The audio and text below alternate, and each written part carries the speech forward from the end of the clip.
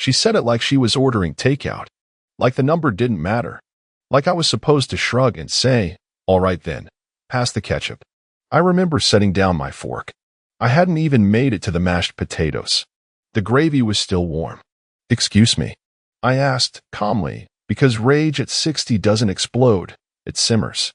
Simmering is more dangerous. Simmering can burn a house down without flames, just heat. Robin met my eyes, but not really. Her gaze slipped past me, as if I was already fading, already a ghost. And then she did this little thing, a shrug, a tick, like this was a conversation about a missing sock, not betrayal. "You heard Mom," she said, sipping wine like it was communion. "We can't just pretend you're the man you used to be. It's not fair to anyone." Anyone? I looked at Geraldine, my mother, the woman who used to hide letters from my father when I was a kid, because he didn't need the stress. Same woman who sat at my wedding and cried when I said my vows to Robin. Now she sat with her napkin folded in her lap, composed, queenly, and said, "She stayed. Be grateful." Stayed? Stayed? I wanted to laugh, and I did. A short, sharp bark that made Robin flinch for the first time that night. Geraldine didn't blink. "Stayed? You too," I said slowly. "Make a great team. Honestly, you've got the gaslighting down to choreography." Robin rolled her eyes. "Here we go." "No, really," I said, pushing my plate away. "This is theater. I mean, it was just once. That's your opener? What's the second act? Do I get a loyalty punch card? 10 betrayals and I win a cremation discount." That got silence. Beautiful, crawling silence. Robin put her fork down. "We didn't plan this. It just happened." I laughed again. That word, just. The favorite word of cowards and cheaters. It just happened. Like gravity. Like weather. Like you tripped and fell into someone else's bed. Geraldine tried to salvage it. "Elliot, honey, you're being emotional. Let's not, No," I said, standing. My chair didn't even scrape. I learned not to make noise when walking away from pain. "You're right. Let's not." Robin's mouth opened. Maybe to say something self-righteous. Maybe to ask where I was going. But I didn't give her the pleasure. I just walked out. Not to get air. Not to clear my head. To make damn sure I never sat at that table again. The key to the cabinet was hidden inside an old aspirin bottle under the false bottom. Robin had touched that bottle 1,000 times over the years.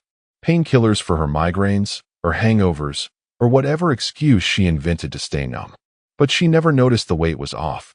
She never asked why I kept it even after we both started using the Tylenol instead. That was the thing about both of them, Robin and Geraldine. They stopped seeing me as a man long before I stopped pretending to be one. The cabinet creaked open like a coffin. Inside, one weathered leather suitcase. No clothes. No toiletries. Not even a toothbrush. Just life. The real one. Mine. Divorce-proof copies of every asset I'd ever created. Trust documents. Notarized amendments. Offshore codes. Account lists. Keys. Flash drives with password vaults. Remote access software. Black and white scans of hand-signed contracts I drafted 20 years ago. Back when I still believed partnerships were sacred. A burner phone. Prepaid. Wrapped in foil like a lunatic's panic kit. But it wasn't paranoia. Not when your wife was screwing someone from her hospital's surgical wing and your mother was calling it compassion. My real insurance policy wasn't life insurance. It was knowing things before anyone thought to hide them. By 10 p.m., I had my route. By 11, I disabled the home's motion sensors from a browser tab on my phone, while Robin was in the shower. Probably scrubbing off her guilt, though I doubt it took much effort. I poured myself a glass of bourbon and sat on the back steps with it, just outside the glow of the kitchen lights. It tasted stronger than I remembered, maybe because I was drinking it like a free man for the first time in 19 years. The house was still. Robin's silhouette moved behind the frosted bathroom glass upstairs. My mother's room dark. She'd taken her nightly Ambien. If the devil sleeps, she sleeps with a silk eye mask and a noise machine playing Ocean Breeze. I left everything that looked important. Wallet, car, wedding ring. That part was deliberate. The kind of bait people think you wouldn't leave unless something was wrong. Let them think I cracked. Let them think the dying man finally broke down under the weight of his emotional fragility. Let them file reports and plan sympathy speeches and blame his condition when people start asking questions. By 2:07 a.m., I was at the edge of state lines. No note, no explanation, just the suitcase, just silence, and a very specific song playing from the burner's ancient playlist, a jazz track Robin used to hate, the one she called funeral music. I played it on repeat as I crossed into unfamiliar terrain. Funny thing, Robin, you were half right. It was funeral music, just not mine. My phone vibrated somewhere under the passenger seat, half wedged between an emergency road flare and an old pair of gloves I hadn't used since the blizzard 2 years back. I didn't reach for it. Didn't need to. The notifications came in like clockwork because panic, for them, only kicked in once they realized I wasn't going to perform grief on cue. At 6:12 a.m., the first message. Robin, where'd you go? You're being dramatic. 6 words, 0 remorse. She probably typed it while brushing her teeth, like I'd just stormed out over burnt toast. 10 minutes later. We can work through this if you stop acting like a child. There it was, textbook projection. I was the immature one, not the woman with a side lover and a smug mother-in-law alliance. Another ping. I thought you were dying, not running. Bingo. That one made me laugh, sharp and sudden. Not because it was funny, but because of how efficiently cruel she was. She wasn't reaching out because she cared. She was checking to see if the narrative still served her, if she could spin this. Then came Geraldine. You don't abandon your family over one mistake. One mistake? She wasn't even pretending to pluralize it now, just packaging the whole thing like it was a misdelivered Amazon box. Then, a follow-up. You're scaring people. Come home. Come home. Interesting word choice for a house where my name had been silently scraped off conversations like old paint, where my own mother had become Robin's spiritual sponsor. I wonder if they were huddled together over breakfast, recycling the same phrases they used when I got my diagnosis. He needs support. Don't upset him. He's not himself. Let them talk. Let them think. Robin probably rehearsed it already. He just left. He's been unstable for months. Geraldine would back her up. We were worried. We told him we loved him. They'd fill the gaps with cliches, grief, illness, aging, male fragility. Maybe even throw in a few tears if they needed sympathy points. And the best part? They believe it. Because the version of me they knew, the version they trained themselves to see, was predictable, docile, tired. A man who would vanish over heartbreak, who would sit quietly and wilt. So I let them build the lie. I gave them the silence they needed to paint me as broken. All the while, I kept driving. Past gas stations that smelled like oil and cigarette ash. Past long, flat roads where my own thoughts sounded louder than the engine. I stopped once for coffee at a place called Ron's Depot Cafe, where no one knew my name, and the waitress refilled my cup without asking questions. I looked at the burner phone once. 23 missed calls. I smiled. Good. Let them stew in the story they were writing. Because eventually, I'd hand them the ending. And it wouldn't be the one they wrote. The first time I saw his name, it was on a dry cleaning slip folded into the pocket of her favorite blue coat. Mark B. Scrawled in smudged pen, attached to a men's white dress shirt. I remember asking her about it, casually, while pouring coffee. She didn't even look up. Oh, it's just something from the hospital. A mix-up, she said, waving her hand like she was brushing off lint. People share lockers sometimes. That was 3 months ago. Since then, I hadn't confronted her. Not once. Not when I found the hotel receipt from the downtown Marriott, itemized for 2 entrees, champagne, and a spa couples package. Not when I caught a glimpse of a text bubble pop up on her Apple Watch while she was making salad. Mark, last night was dangerous. I still can't believe we did that in your car. I didn't even blink. I just took another sip of water, like nothing happened. Because that's the trick, isn't it? Everyone expects the sick man to mope, to cry, to crumble. They don't expect him to start documenting. So I documented. I created a new email account under a name no one would suspect. Started forwarding screenshots from her iPad, which auto-synced with her phone. She never changed the settings. I exported voice memos from our Alexa history. Apparently, she didn't realize the damn thing stores recordings from every command, including the night she whispered, "Play romantic playlist," after telling me she was going to bed early with a headache. Cute. Then there was the handwriting. Sloppy little love notes buried in her planner, wedged between her shift schedule and yoga reminders. "You taste like sin. I wish you didn't have to go home. Mark." Always signed M. Like that somehow made it harder to trace. I even got into her hospital's internal portal.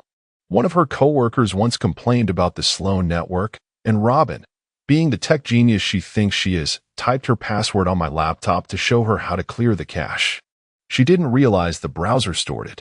A week later, I was scrolling through cafeteria logs, scheduling logs, late check-ins. And there it was. Every extra shift she claimed. Every time she logged in after hours. Always within 15 minutes of Mark's activity. A neat little overlap. Like synchronized swimmers, except sloppier and dumber. And Mark? Mark was a cliché with a stethoscope. 42, recently divorced, smooth with the nurses, always bragging about his stock options and how his ex took the house but not the hustle. Robin called him stability with edge. I saw the phrase in one of her drafts on notes. Probably something she meant to delete. She didn't. I saved it. Every detail, every breadcrumb, every smug little thing they thought they could bury, I gathered like a patient archaeologist. And I waited. Because sometimes, when people think you're dying, they stop looking at you as a threat. But I wasn't dying. I was preparing. And preparation is power. She lived in a weathered little house tucked behind a diner and a tire shop. Yellow siding, one cracked window pane, and a wind chime made of silver spoons that clinked like cautious forgiveness. I hadn't seen Claire since she was 18, since the day Geraldine told me she was too unstable to be around family. Back then, I believed her. Back then, I believed a lot of things that were easier than the truth. I parked across the street and stared at the porch for a good 5 minutes. Thought about turning the engine back on. Thought about leaving her out of all this. But then I remembered the voicemail Robin had once left on speaker by mistake, the one where she said, "Claire, don't even bother. She hates your guts. Always has." So I walked up the steps. Knocked 3 times. No answer. I waited. I was just about to turn and walk back when the door cracked open. She looked different. Older, sharper around the eyes, like she'd learned not to smile first. She wore a baggy flannel and mismatched socks. She didn't look surprised. It was worse than that. She looked indifferent. "Claire," I said. She didn't respond. Just stared. I could almost hear her thinking, "Now you show up?" I cleared my throat. "I'd like to explain everything, if you'll let me." She leaned against the frame, arms folded. "You've got 10 minutes, she said flatly. "Use them well." Inside, the place smelled like coffee and candle wax. Simple. Lived in. I noticed a photo on the entry table, Claire holding a dog, laughing. I'd never seen that face. That dog. That life.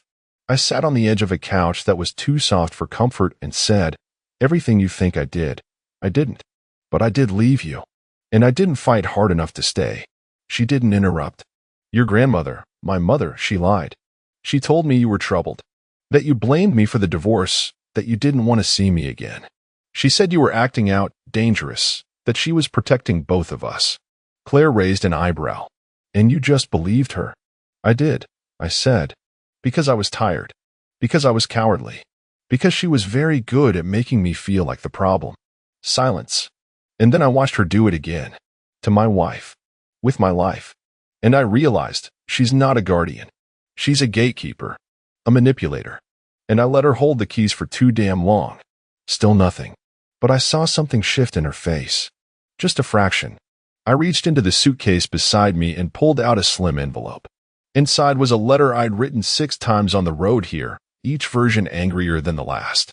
This one was honest. "I don't expect anything," I said, handing it to her. "Not forgiveness. Not reunion. But I am changing everything. And I wanted you to know before I do." She took it.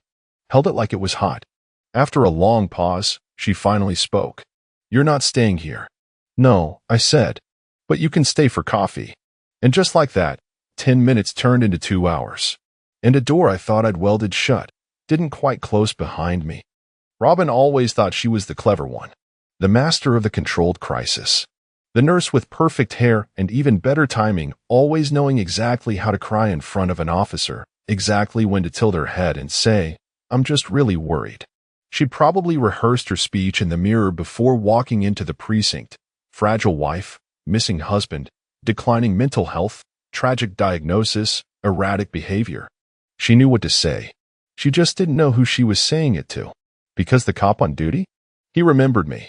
I'd helped his mother write her estate plan 10 years back, saved her from getting scammed by some traveling financial planner with a tie 2 sizes too wide. He looked at Robin's report, typed in the notes, and flagged it quietly. Not for danger, just for contradiction. Meanwhile, Geraldine was working her own campaign, speed dialing hospitals like a worried matriarch in a soap opera. She even called the one in Dallas where I used to have a standing cardiologist appointment. Told them I was having an episode. They told her I hadn't checked in for months. She told them to double check, then triple check, and still nothing. No record, no trace. They were circling a man-shaped hole, and I let them, because they needed that hole to mean something tragic. They needed me to be broken, impulsive, sick. It was the only narrative that made them look like victims instead of accomplices. If I was dying and fragile, Robin was lonely. If I was confused and erratic, Geraldine was concerned. But if I was composed, if I was aware, then they were just snakes, tangled up in their own venom. At 4:38 p.m., I sent a single email from an encrypted address to Robin's personal inbox. The subject line was blank. The body of the message read, "If I was dying, I'd want to be around people who loved me. Yes, that won't be you." That was it. No sign-off. No name. But the email header was real. She'd know. She'd click through every thread in her inbox, wondering when I sent it, how I got access, whether I'd been watching her last night. I had. She'd panic over how long I'd been planning this. Long enough. And most of all, she'd realize she had no idea where I was. She tried calling again. The burner phone lit up, buzzed twice, then silenced itself. I watched her number flicker on screen.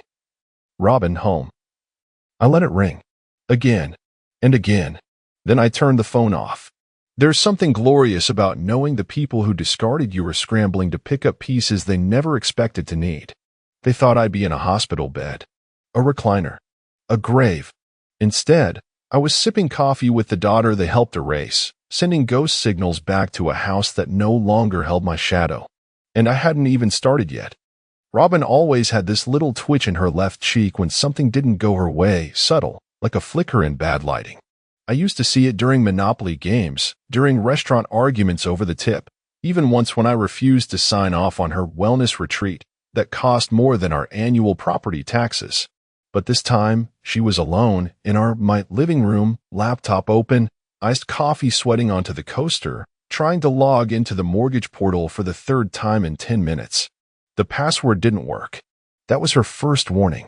She tried the usual combinations, our wedding anniversary, her birthday, even Elliot 1234, because she always thought I was that predictable. I wasn't. Not anymore. Still locked out. So she clicked forgot password, expecting the reset code to land in her email like a well-trained dog. Nothing. Then she checked the mailbox, yes, the actual mailbox, because she assumed some paper notice had arrived. Again, nothing. No bills. No reminders. No trace of her name attached to the house she used as a stage for her silent betrayal. So she picked up the phone and called the bank. Now, this part one would have paid to see, because the rep she got was someone I'd spoken to personally. A young guy named Brandon, sharp, methodical, and very good at documenting conversations. Robin started sweet. "Hi, I'm just calling about my husband's mortgage account. I think I'm locked out, silly me." Brandon asked for her info. She gave it. He asked her to verify her connection to the account. She did. Then came the pause. That long, professional pause when a customer service rep stares at a screen and realizes they've wandered into a situation way above their pay grade. "I'm sorry, ma'am," Brandon said slowly, carefully, like walking on black ice, "but your name is not listed on this account." Robin laughed, nervously. "That's not possible. We've owned this house together for 18 years. "I understand. But according to the record, the property was refinanced 3 months ago under a family trust. You are not listed as a beneficiary or trustee." She went quiet. "Would you like me to send you a public copy of the title paperwork?" Brandon offered. She declined. Because she already knew. Because she felt the cold air of irrelevance crawl up her neck. That's the thing about trust law. If done correctly, it doesn't scream. It whispers. Quietly moves your life out from under your feet and into the hands of someone who won't sell it for spa vouchers and Valentine's reservations at the Marriott. I'd started the paperwork 6 months ago, the same week I got my diagnosis. That same week Robin started pulling away, started taking longer showers and bringing home wine she forgot she already opened the night before. It didn't take much to move the deed. Just time, planning, and a name. Claire's. She was the secondary beneficiary, listed beneath me, on every real asset I ever touched.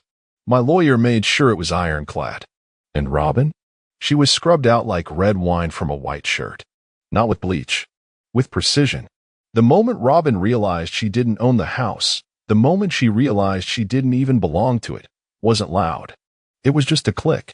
Then a lockout. Then the sound of her future quietly collapsing behind a firewall. And me? I was already gone, but not finished. Geraldine prided herself on 3 things. Perfectly ironed linens, her collection of antique porcelain cats, and knowing everything before anyone else. She was the kind of woman who'd read the obituaries with a smirk, as if death were some sort of social event she'd already RSVP'd for. She thought of herself as untouchable, matriarchal, sharp, above drama. So when she opened her front door and saw the slim, white envelope stamped certified mail, signature waved, her fingers hesitated for the first time in years. No return address. No sender's name. Just her name. Geraldine Ellis. Written in my handwriting. A little shakier than it used to be. But hers, nonetheless. She took it inside. Placed it neatly on the kitchen counter. Made tea, because of course she did. Geraldine didn't open things unprepared. She sat in her velvet chair, took a single sip, and slit the envelope open with the same silver letter opener she'd once used to slice open my college rejection letters. 2 items inside. A folded handwritten letter and a USB drive taped to the bottom corner. She read the letter first. You covered for her. You excused betrayal. You smirked when she lied. You rationalized when she disappeared for hours. You called it loyalty. I call it rot. I was your son. Not your burden. This is your legacy. Her teacup clinked against the saucer. A little too hard. Then she peeled the USB from the paper. Plain black. No label. Generic. Cheap. But what was on it? I'll tell you. Months' worth of voicemails. Forwarded. Saved. Compiled. Robin, should I just take the cash out now while he's still foggy? Geraldine. Yes, before the new meds kick in. He doesn't look at statements anymore. I doubt he'll notice. Robin, I told Mark about the account. He said it's risky. Geraldine, Mark doesn't make the rules. I do. And if Elliot's too weak to lead, then we take care of things for him. There was more. Bank transfer records. Screen recordings of my mother co-signing 2 wire transfers to an account with Robin's maiden name. Audio from a family dinner. One I skipped because I wasn't feeling well, where Geraldine joked about me being a few months from hospice. They laughed. She poured wine. I caught it all. Every time they underestimated me, I hit record. Every time they slipped, I saved the slip. Now, Geraldine sat frozen in her curated little living room, surrounded by dusty trophies and oil paintings of horses she never rode. The same room where she once told Claire, at age 11, that I couldn't be trusted with girls, and sent her back to her mother. She thought she held the family secrets. Now she held the evidence. And the worst part? There was no one to share it with. Robin was unraveling. Mark was missing. Claire was off the grid. And I was a ghost with receipts. Let her sip her tea now. It'll never taste quite the same again. She lit the candles like nothing was wrong. Like her house wasn't built on a lie, and the walls didn't already know they'd be empty soon. Robin had cooked chicken piccata, her signature dish, when she wanted to feel in control. Mark was due any minute. She wore that navy silk blouse he once said made her look dangerous in a good way. The wine was breathing. The playlist was soft jazz. Her lies were neatly compartmentalized, like the pantry she'd alphabetized the week I left. She thought the worst had passed. She hadn't heard from me in days. The email, if I was dying, I'd want to be around people who loved me. Guess that won't be you, Dot. It spooked her. Sure. But in her mind, I was probably off somewhere licking wounds. Maybe she even hoped I'd OD'd on sadness and pride. That's what narcissists always count on: the comeback with flowers, the apology, the begging. Instead, she got Tony. That was the name of the man who knocked on her front door at 7:42 p.m. mid-laugh, just as she was telling Mark about some hilarious patient who thought kale cured arthritis. She opened the door expecting dessert delivery or a neighbor. Tony handed her a thick, white envelope sealed in plastic. "Robin Ellis?" She nodded, distracted. "You've been served." She blinked. Served what? But he was already walking away. Inside the envelope: divorce petition, stamped, notarized, filed in the county courthouse. Evidence packet: 43 pages of screenshots, financial records, audio transcriptions. Emergency restraining order, effective immediately. She couldn't contact me, access our bank accounts, or even retrieve items from my storage unit without legal counsel. She read the first few lines and dropped the envelope like it burned. Mark, oblivious, poured himself another glass of wine and said, "Everything okay?" Robin didn't answer, so he walked out onto the deck to smoke. A habit he picked up again once stress started curling around his little affair like smoke itself. That's when his phone buzzed. Hospital HR. Unscheduled meeting tomorrow. Immediate review of conduct. Anonymous complaint filed through internal ethics board. Attached, a partial audio clip of him talking about borrowing meds to impress Robin, and a security camera still of him entering the break room with her at 11:14 p.m., an area designated off-limits after 10. He stubbed out the cigarette. Didn't finish his wine. Didn't say goodbye. He just walked off the deck, down the side alley, and never came back. Robin tried calling. Once. Twice. Straight to voicemail. Then a bounce back from his email. This address is no longer active. Mark? Gone. Her stability with Edge had just ghosted. And the woman who thought she was invincible, who called my illness convenient, who stood silent when my mother reduced me to a burden, was now standing alone in a house that legally belonged to neither of them. Dinner cold. Wine warm. And the only thing filling the silence now was the sound of unraveling. Because I wasn't dying. I was editing. It was the hospital's annual gala: black tie, red wine, empty smiles. Robin wore a silver gown that shimmered like nothing had ever touched her. Her hair in a twist, her lipstick perfectly measured. She looked like someone whose life had almost gone off the rails, but had been miraculously salvaged in the third act. She played the part well. She even laughed at the right moments, nodded graciously when people asked where Mark was, said he was dealing with a family emergency, as if the emergency wasn't the ethics board chasing his license down a hallway. The room was full of polished professionals, soft jazz, and buttered shrimp on porcelain trays. Everyone clinked glasses and said, "Legacy," like it wasn't just another word for who you screwed over more quietly. Robin didn't know the board had added a segment to the program. She didn't know the planning committee had been contacted 2 weeks earlier by Claire. She didn't know they'd received a carefully curated highlight reel of my work, the pro bono cases, the foundation I helped start, the scholarship named after a patient I couldn't save. She didn't know I'd picked every image myself. At 8:46 p.m., the ballroom lights dimmed. A soft piano track started. The screen flared to life, honoring 30 years of quiet service, Elliot Ellis. At first, Robin smiled. A safe, public smile. But the second image hit her like a slow slap. Me and Claire standing outside a courthouse, both grinning. She in a navy dress. Me in a suit she didn't recognize. The audience murmured. Claire's name hadn't been spoken in years. Half of them didn't even know I had a daughter. Then came photos of us at the ranch, laughing over coffee, planting something. My arm around her, her smile real, and not a single frame with Robin. She went still, frozen. One hand gripped the edge of the tablecloth like she needed it to anchor her. Then the quotes started, testimonials from former patients, colleagues, friends. One man said, "Elliot never asked for credit. He just showed up when no one else did." And then, the final quote. Sometimes the most powerful thing you can do is disappear. Silence. Then polite applause. Standing ovation, even. And Robin, sitting alone at a table for two, still staring at the screen, now black. Her wine untouched. Her skin suddenly too tight for her body. She turned her head, slowly. Like she knew before she saw me. I was standing in the back, not in a tux. Just a dark jacket, hands in pockets, face unreadable. She opened her mouth, but there was nothing to say. Not here. Not now. Not surrounded by people who just watched a tribute to a man they thought had vanished. I didn't smile. I didn't move. I let the moment rot in her throat. And then I turned, calmly, deliberately, and walked out. Before she could follow. Before she could rewrite. Because some stories don't end with words. Some just end with witnesses. It was couriered. Not mailed. Not left on a porch to get soggy in the morning dew. Hand-delivered to the door at 9:12 a.m. sharp. Signed for by Robin herself, still in her robe, still hungover from the wine she never drank at the gala. Her mascara, what little was left, rimmed her eyes and faded gray rings.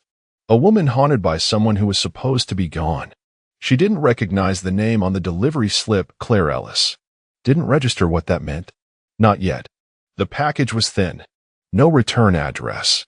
Just her name typed cleanly on the label, with that same sterile precision I used when filing our taxes all those years, when she used to call me obsessive for double-checking the paperwork. Now that obsession was swallowing her whole. She opened it at the kitchen island. The same granite counter where she'd once whispered with Geraldine about moving things in case something happened. Inside. 1 5x7 photo. 1 folder, sealed. 1 handwritten note. She looked at the photo first. It hit like a brick. Me, standing outside the ranch Claire inherited from her maternal grandfather. Sunlight, trees behind us, one hand outstretched, placing the keys into hers. She was smiling. I wasn't. I was looking directly into the camera, into her. That photo wasn't for memory. It was a warning shot. Then came the legal folder. Robin opened it with trembling hands. The top document, notarized. Filed. Dated 2 weeks ago. Claire Ellis, full legal power of attorney over all my personal and financial affairs. Below that, a detailed breakdown of transferred assets. My private investments. The remaining retirement accounts. All properties. Even the car Robin once called her weekend ride. Every bit of it, legally in Claire's control now. Not as revenge. Not as a tantrum. But as the final, irreversible correction of a legacy they tried to hijack. She flipped to the last page and found the medical directives. All previous power of decision-making revoked. Geraldine's name, struck through. Claire's, signed in permanent ink. Robin's name? Nowhere. Not even in the revocation section. I hadn't just removed her. I'd erased her. Then she opened the final note. Folded, creased, familiar script. Not typed. Handwritten. Turns out, I wasn't the one who was finished. That was it. No signature. No PS. No plea. No offer. Just a statement. Simple. Final. And somewhere inside that house, the one she didn't own, with the lock she couldn't legally change, Robin must have felt it. The walls closing in. The silence no longer peaceful. And the sudden, violent awareness that everything she thought she buried had already bloomed into something far more dangerous. A man she thought was dying. Who had just begun to live without her. The burner phone had a cracked screen and an old ringtone that sounded like a toy keyboard on its last legs. It buzzed once, just once, because I turned the ringer off days ago. But the notifications stacked anyway. When I finally slid it open, just for the hell of it, the number sat there like a ghost I'd already buried. Missed calls, 95. Robin, Geraldine. A few no-caller ID entries I could only assume were Mark's frantic lawyer friends or the hospital's PR people. There was even one from my old neighbor, Craig. The guy who never waved unless his lawn was losing the hike contest. I scrolled. Just once. No texts. No voicemails. Cowards rarely leave voicemails. They prefer the loop of ringing desperation. It lets them pretend they tried. Then I deleted them. All of them. No ceremony. No dramatic pause. Just erase. Across the table, Claire lit a small candle. Nothing fancy. Something she picked up from the local market. Vanilla and clove. The kind of scent that didn't try to prove anything. She was setting the table with mismatched plates and cloth napkins that didn't match on purpose. Her dog, a rescue named Tank who was mostly ribs and bark when she found him, snored on the rug near the fire. Outside the window, the sun was bleeding orange into the trees. It was the kind of sunset I'd forgotten existed. The kind that wasn't filtered through hospital blinds or the fake calm of a hospice pamphlet. Claire didn't say anything. She didn't have to. She just gave me this small, steady look. Like maybe, just maybe, she saw a man who'd stopped chasing apologies and started building again. I sat down. The chair creaked. My knees still ached. The pills were still lined up on the counter, and the diagnosis hadn't gone anywhere. But suddenly, it didn't feel like a countdown. It felt like a reset. I reached for a slice of bread, passed her the butter, and exhaled. Long, full. No guilt in my lungs. No static in my chest. Just air. Clean. Mine. The kind of breath that only comes after you've buried every version of yourself they tried to edit. And as the light dipped below the trees and that old phone lay face down in a drawer I'd never open again, I realized something. They'd spent months preparing for my death, but I'd spent weeks preparing for their irrelevance. And in the end, they were the ones screaming into silence. And I was just living. She stood at the end of the hallway, hair curled, heels too high for comfort, spritzing on perfume she hadn't worn since our honeymoon. Not the citrusy one she wore every day. No, this one was different, richer, darker, expensive. Something you don't put on unless you want to be remembered by someone new. I leaned against the doorframe, arms crossed, watching her fidget with the gold clasp of a purse she never carried unless she wanted to be noticed. Why the new dress? I asked, like I was asking about the weather. Calm. Measured. She didn't miss a beat. Didn't look at me. Just kept digging in her purse, then said it like it was a joke she'd rehearsed a dozen times. In case I meet someone better. And then as she smiled, it wasn't nervous. Wasn't shy. It was that confident smirk she used to wear when she still respected me, back when teasing meant flirting and not testing. That smile? It told me everything I needed to know. I nodded. Not because I agreed, but because I finally understood. Not rage. Not heartbreak. Just clarity. She walked out with that same arrogant sway in her hips, the kind she only used when she wanted to remind people she could still turn heads at 51. The front door clicked behind her. I didn't follow. Didn't text. Didn't ask when she'd be back. Instead, I walked straight to the den. Behind the painting of the cabin we never got around to building was a safe. She never asked what I kept in there. Most people assume guns or cash or old documents. She assumed it was boring stuff. Marriage makes people lazy like that. I spun the lock like I had 1,000 times before. But this time, I wasn't looking for papers. I was starting the clock. First, the folder labeled contingency. Printed bank statements, copies of deeds, a prepaid SIM card, a list of contacts I'd kept for a reason I couldn't explain, until tonight.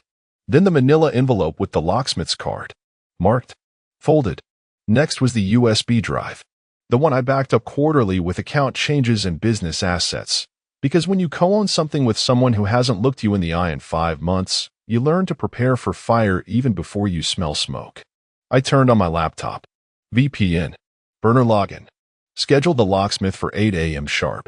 Send a quiet message to our estate lawyer. Flagged, urgent. Separation inquiry. No explanations. Just a subject line. He'd know. I made sure of it when we first drew up the trust last year, and I added that clause. Just in case. She thought this was a marriage. I'd come to understand it was a contract. And tonight? She'd breached it, glibly, publicly, and with enough smugness to sell tickets. You don't have to cheat physically to violate trust. Sometimes, the betrayal is in the joke. The tone. The assumption that the man in the hallway will always be there, watching, forgiving. She forgot who I was before the routine. Before the mortgage and the "what do you want for dinner" dances. Before she decided I was just safe. I wasn't safe. I was quiet. There's a difference. At 12:17 a.m., while she was probably sipping wine with Elise and Amber and making another dig about husbands who don't notice anymore, I was finalizing the new alarm codes. New locks. New passwords. New rules. She didn't know it yet, but she wasn't walking back into the same house tomorrow. And definitely not into the same marriage. The front door had always grown slightly when opened, one of those things I meant to fix, like her habit of half-laughing through insults. But tonight, when it shut behind her, it sounded final. And that sound, it didn't hurt. It cleared the air. Like a window finally opened after years of stillness. I didn't sit down. Didn't pour a drink. I got to work. First, the locks. I'd already chosen the replacement set months ago. They were sitting in a box labeled Garage Supplies behind the golf clubs I stopped using when she stopped asking me to come along on weekends. Satin nickel finish. Digital keypad. Easy install. 2 hours, no mistakes. Next was the alarm system. She never bothered to learn the code, kept it on a sticky note in her wallet. I changed it to a string of numbers that meant something only to me now. Our anniversary? Erased. My father's birthday. He always said, if you have to protect yourself from the people closest to you, you waited too long. Then the mail. I logged into USPS and forwarded everything to my work P.O. box. She never knew it existed because I never told her. It was the same address I used when I filed the business restructuring paperwork 6 months ago. The same time I created the new LLC. Because 6 months ago, I noticed something. It wasn't cheating. Not yet. It was a shift. The way she started saying you instead of we. How she left dinners early, started coming home, exhausted from work, but never remembered the meetings she said she had. The way she'd dress up for errands but wear sweatpants around me. Her laughter started sounding like someone else's voice. So I prepped. Quietly. Clinically. The joint account? Already emptied into separate accounts, done in phases so it wouldn't set off alarms. Her debit card was still active, sure, but not for long. At 3:43 a.m., I signed into the online banking system and revoked her access. Canceled her card with a click. Left just enough in the old account for appearances. And the illusion? That fell with the soft hiss of the shredder chewing through our old photo album. Not out of spite, but necessity. You can't build forward if you keep looking back at a version of yourself that tolerated being treated like a footnote. I backed up everything, emails, financial records, even our old texts. Not to weaponize, just to protect. Because she had a way of rewriting history with a glass of wine and an audience. The last thing I did before sunrise was write a note. Not to her. To myself. You saw it coming. You chose not to beg. That's your freedom now. I folded it and slid it into the drawer beside my watch. Outside, the birds started chirping. Streetlights flickered off. The city was waking up. And in that strange stillness, I realized I didn't feel sad. I felt clean. She hadn't noticed. Not yet. She'd wake up in someone else's guest room, throw on her designer robe, check her phone, and expect things to go back to normal. Maybe she'd text a flirty apology. Maybe she'd act like her joke was harmless. Maybe she'd pretend last night never happened. But this home no longer waited for her. She pulled into the driveway like nothing had changed. One hand on the wheel, the other holding her phone, checking whatever filtered selfies she and Elise had taken over overpriced cocktails. Music low. Engine humming. Same car. Same house. Same stupid smirk on her face like the world was still wrapped in her perfume. She didn't see the lock was different. Not right away. She got out, heels clicking with less confidence this time. Her hair was a little messier than when she left, but she clearly thought she still had the upper hand. Wore the same dress. Still tight. Still daring. Only now, the makeup had cracked just slightly in the corners of her mouth. Subtle. But there. She slid the key in. Turned. Nothing. She looked down at the handle like it had betrayed her. Tried again. Forced it this time. Still nothing. Now the smile wavered. She took a step back and looked up at the house. Lights on in the kitchen. One in the hallway. She could see the warm glow behind the curtains. Someone was home. Someone was in there. And not opening the damn door. She laughed once short, forced. Oh, okay, she muttered to herself, loud enough for nobody. Tried again. Jiggled the key. Then knocked. Lightly. Then harder. Then louder. Mark, she called through the door. Nothing. She bent down, peered through the side window. Still nothing. No movement, no shadow. Just silence. Then she started texting. Hey babe, key's not working? LOL? Send. Waited. Nothing. Are you mad at me? Seriously. Nothing. She called. Straight to voicemail. She waited. Crossed her arms. Looked around like maybe someone was watching, like this was some kind of prank. The laughter started to die in her throat.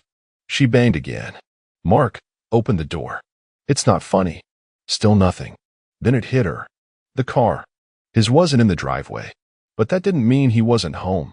Because he'd started parking around the corner a few months back.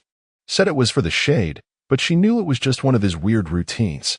And suddenly, her mind tried to recall if she'd passed it on the way in, if she'd even noticed. Her thumb hovered over her screen. Another call. Voicemail. She turned around, back to the door. Knocked again. Harder. Fist this time. Mark, come on. Let's not do this. I had a couple drinks. Don't be dramatic. But the door didn't care. It stayed shut. A neighbor's porch light flicked on across the street. She flinched, pulled her coat tighter even though the air was warm, adjusted her purse strap like it mattered. She checked her phone again, opened their shared calendar. Still synced. But the event tonight had a new title. Boundary enforced. She banged one last time. Waited. Then slumped down onto the front step like a child who'd been locked out for breaking curfew. That's when she saw it. The mat. It used to say, welcome. Cute. Harmless. Something she'd picked up at a boutique 2 years ago. No? It was gone. In its place, bare concrete. Clean. Unforgiving. Her smirk hadn't just vanished. It had been revoked. She crashed on her sister's couch like a teenager who got dumped at prom. Didn't say much. Claimed it was just a stupid mix-up with the locks. Told her sister, Dana, that Mark must have been asleep, or maybe just in a mood. Dana offered wine. She took it. Said she wasn't worried.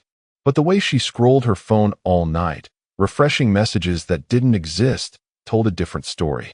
She kept glancing at the time, expecting a sorry babe, rough day, or even a passive-aggressive jab just to break the silence. But her notifications stayed stubbornly empty, except for one from Chase Bank confirming her card was declined at the wine shop on the way there. That was the first real crack. By morning, she looked worse. The foundation didn't hide the swollen eyes. The robe was Dana's, too big, sleeves hanging.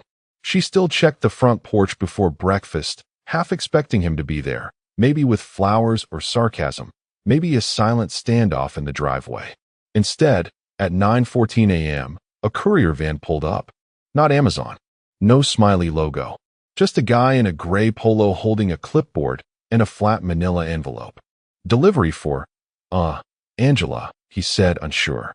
Signature required. She took it. No smile. No thank you. Just a nervous breath. Inside the envelope was no apology. No explanation. Just precision. The first document, a notarized property separation agreement. Her name nowhere on the title. Just his, and the trust he'd moved the house into, dated 8 months back. 8. Second page, account balances. 3 accounts listed. 1 joint, empty. 1 business, locked. 1 personal, his. Full. Intact. Legally secured. The third item was what made her fingers freeze. A handwritten note on cream stationery. His, unmistakably. Neat block letters. She read it once, then again, slower. Since you're meeting someone better, I'll make room. No rage. No cursing. Just closure, delivered in Helvetica. She stood there, envelope flopping in her hands like it was suddenly heavier. Dana walked in mid-sip from a chipped mug. What's that? Angela didn't answer. She walked to the dining table, sat down slowly, and reread everything. 3 times. Then finally, she picked up her phone. First call, Mark. Straight to voicemail. Second call, again. Third, denied. She texted, can we talk? I think you're overreacting. You didn't even let me explain. No reply. Then she typed something longer. Erased it. Typed again. Still nothing. She scrolled to his lawyer's number, hovered her thumb, then stopped. Because she remembered, they shared that lawyer once. But the lawyer had always liked Mark more. Professional respect, he called it. She called it boring. Now it felt more like foresight. She sat back, blinked. The house wasn't hers. The money wasn't hers. Even the story wasn't hers anymore. And for the first time in years, she realized something horrifying. Mark hadn't gotten colder overnight. He'd just stopped pretending to be warm. 2 days later, she dressed like she hadn't slept on a couch. Blowout perfect. Lipstick confident. That same red dress she once said was too much for brunch, now apparently just enough to remind everyone she was still composed, unshaken, in control. Because if there's one thing Angela hated more than being wrong, it was looking weak. They met at a trendy patio cafe, the kind with overpriced mimosas and eggs that arrived stacked like architecture. Elise was already there, sipping orange juice with no champagne she'd stopped drinking on weekdays after her second divorce. Angela slid into her seat with a smirk that was a little too polished. "Well," she said, drawing out the word like a show opener, "in case anyone hears rumors, no, I wasn't kicked out. It's just Mark being dramatic. You know how he is." Elise raised an eyebrow. Karen leaned in. Even Tanya, the one who never cared about anything but Botox deals, looked interested. Angela twirled a straw. "I made a joke." He overreacted. "Lock the door. Change the code. Men and their egos." A few chuckles. One nervous sip. Karen nodded slowly. "Yeah, but didn't you say something like, you might meet someone better?" Angela waved it off. "Oh, please. It was a joke." He knew it was a joke. "Come on. We've been married 27 years. He's heard worse." But Elise's fork paused halfway to her mouth. "Wait," she said. "Did you actually say that to his face?" Angela blinked. "What?" "That line. About meeting someone better." Angela hesitated. Laughed again, but now it cracked just slightly. "Elise? Seriously?" It was a joke. But Elise didn't laugh. Her eyes narrowed in a way Angela didn't like. "I mean, you know he's been distant for months, right? I just figured it was work stress. But now I hear from Tara from next door, that he had the deed changed months ago. And the house? It's under a trust now. She saw the paperwork. You didn't know." Angela stiffened. "That's ridiculous." He couldn't. "Tara also saw the locksmith," Karen added. "Night you went out. Mark was out front with him, quiet, calm. Like he had it all scheduled. Not exactly impulsive." The table fell into an uncomfortable silence. The wind picked up just enough to rattle the napkins. Angela reached for her water glass, trying to look unbothered, but her grip was tight. Tanya, of all people, chimed in next. "Honestly, if I said something like that to Greg, he'd throw my ass in the pool. I mean, it's kind of brutal." Angela's jaw clenched. It was sarcasm. Elise folded her napkin. "Sarcasm only works if the person you're married to still finds you funny." The words hit like a slap. Clean. Sharp. Worse because they came from Elise, the one friend who never took sides. Until now. Angela forced a smile. "You're all being ridiculous." But the rest of brunch was different. No one asked about her weekend plans. No one brought up the spa trip next month. The waitress came and went without a refill. And when the check came, Elise paid. Silently. Angela sat there, red dress glowing in the sun, surrounded by women who suddenly weren't her audience anymore. Because the story was already out. And in this version, she wasn't the victim. She was the punchline. The call came at 10:42 p.m. Angela was sitting on Dana's guest bed with a half-finished glass of red wine and 3 unread messages she'd sent Mark still hanging in the ether. Her phone lit up with Elise across the screen, and for the first time in 3 days, Angela felt something close to relief. If anyone could snap her out of this spiral, it was Elise. She hit answer fast. "Thank God. If I hear one more person say..." But Elise's voice came in low. Steady, not warm. "Angela." Angela paused. "What's wrong?" A silence. Not the passive kind. The loaded kind. "I just wanted to call before I made any decisions," Elise said. "Because we've been friends for a long time." Angela let out a nervous laugh. "Okay, why do you sound like a therapist delivering bad news?" Another pause. "I saw how you treated Mark. That hit differently. No small talk. No easing in. Just direct. Clinical." Angela swallowed. "Oh, come on, Elise. You too? Since when do you take his side?" "This isn't about sides," Elise replied. "It's about patterns. And for a while now, I've been ignoring things. Laughing them off with you. Pretending it was all harmless when you'd say things like, 'He's lucky to have me,' or 'He'd fall apart without me.' But today, at brunch, that wasn't just a joke gone wrong." Angela's tone hardened. "So what? You think I deserve this? Being locked out of my own house like some stray cat?" Elise didn't bite. Her voice stayed painfully calm. "No. I think you showed more restraint than most men would. And I think you've been pushing and prodding for years, assuming he'd never push back. Now he finally did, and you act like you've been blindsided." Angela opened her mouth, nothing came out. "And it's not just about him," Elise continued. "It's how you've treated everyone. You call Dana needy when she vents. You laugh at Tanya's marriage behind her back. You told Karen her fiancé looks like a gym coach who smells like Axe. You've become cruel. The room shrank. The air went dry. Elise, you're blowing this out of. No, Elise cut in. I'm seeing it for what it is. And I think I need some space. Maybe a lot of space. Angela sat up straighter, as if posture could fix perception. You're serious? After all these years? I can't keep being a front-row witness to someone else's mess and pretending it's wine-fueled sass. I thought you were just hurting. But lately, it seems like you like making people smaller. And I can't be around that anymore. There was a click. Then nothing. No, we'll talk later. No, maybe after things cool down. Just silence. Angela stared at the screen, then at the wine, then at her own reflection in the dark window, eyes wide, chest tight. She waited. Maybe Elise would call back. Maybe this was all dramatics. But no second call came. Only a new kind of fear. Not fear of being alone. Fear of being seen without the spin. Without the loyal friend who used to smooth over the cracks in her personality like makeup on a bruise. Because now, even Elise had stopped pretending. And that meant the mirror she'd been dodging just turned into a spotlight. 3 days of silence.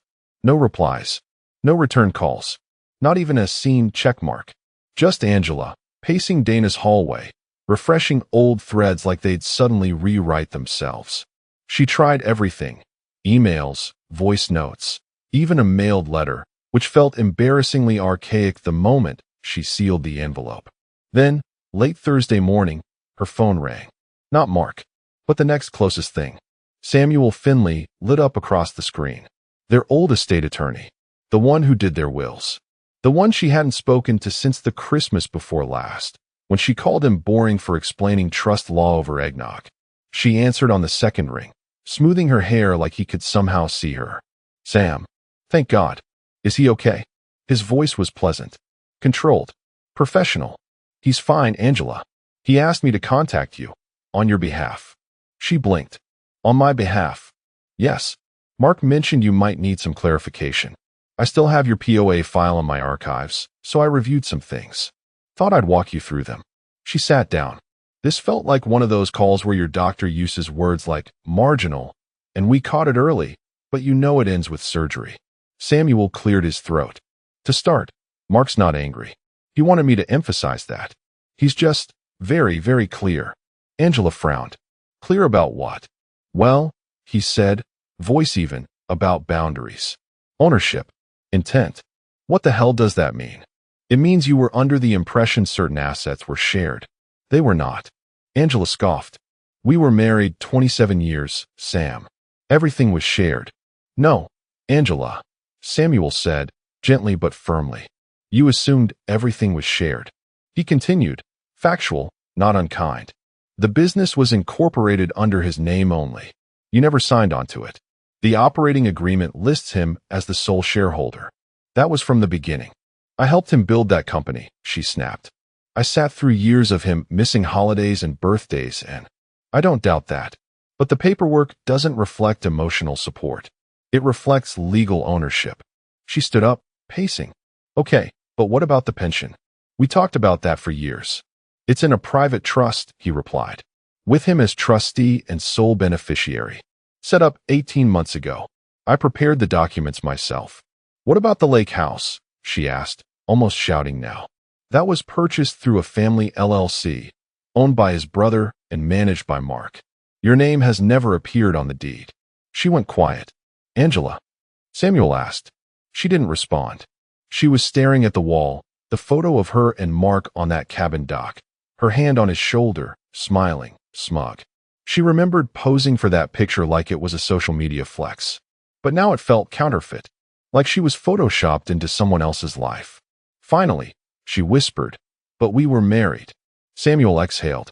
There was no cruelty in his reply, just clean truth. Not anymore. Angela sat down slowly. The phone pressed too tight to her ear. The room felt smaller now. Warmer. Suffocating.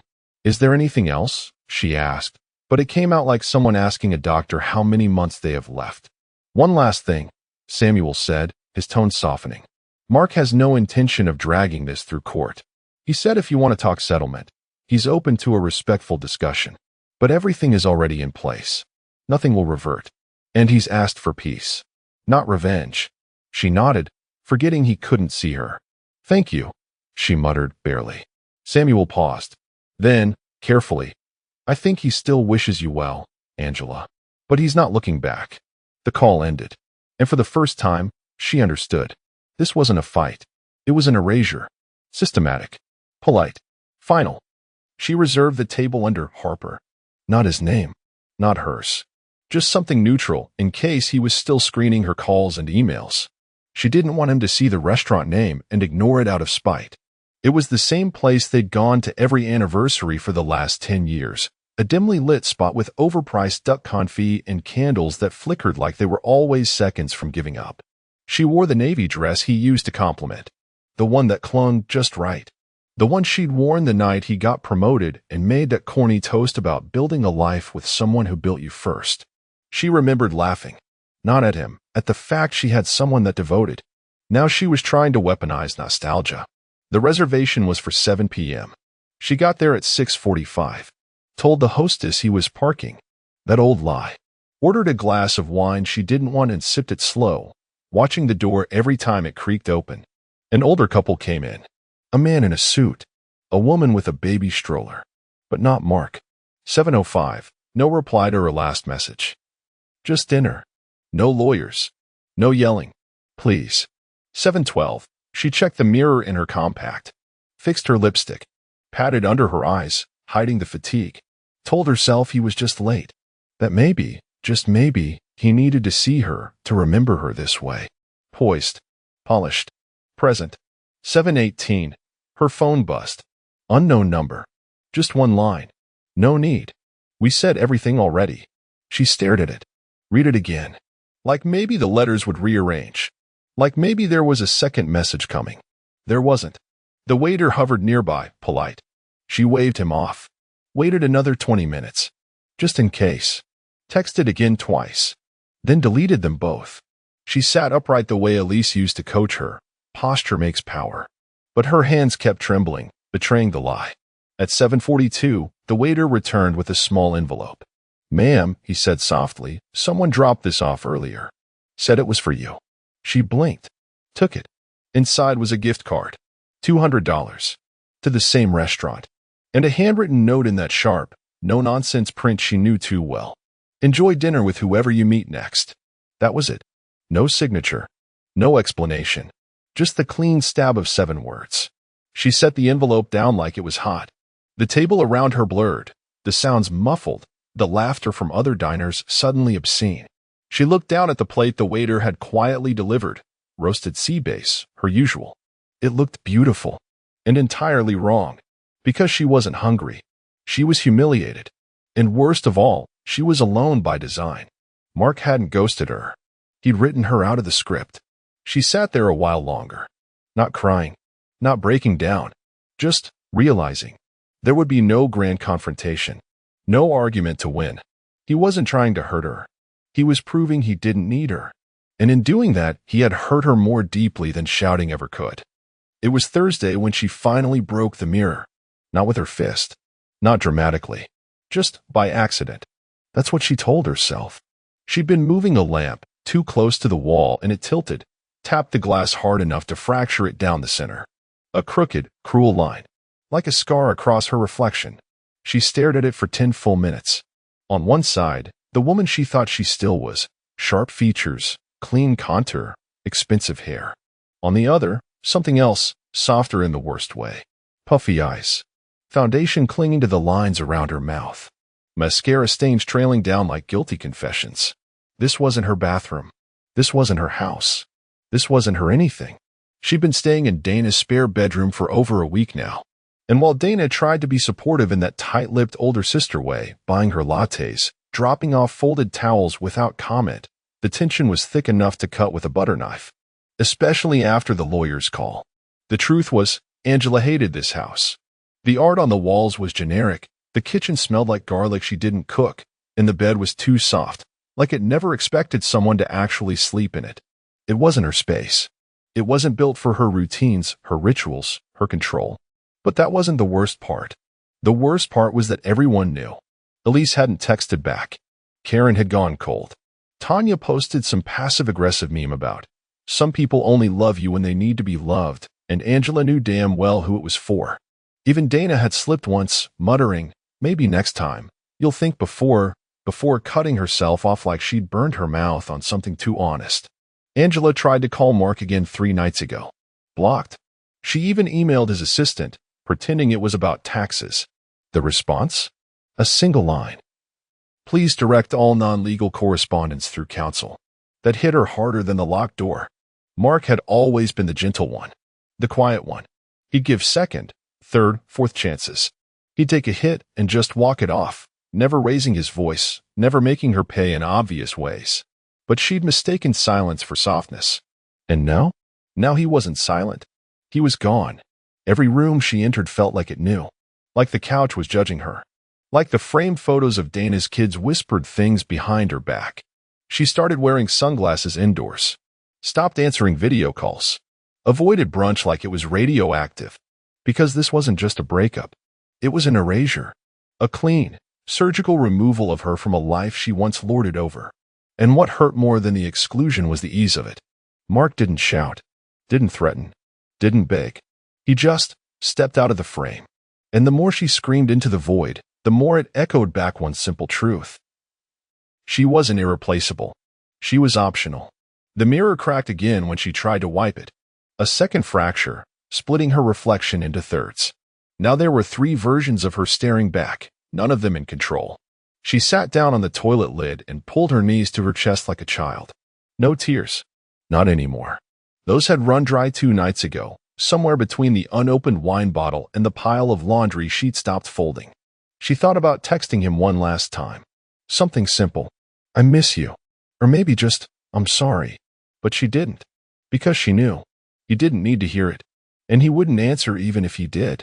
She told herself it was just a detour. Told Dana she needed to clear her head and get some air.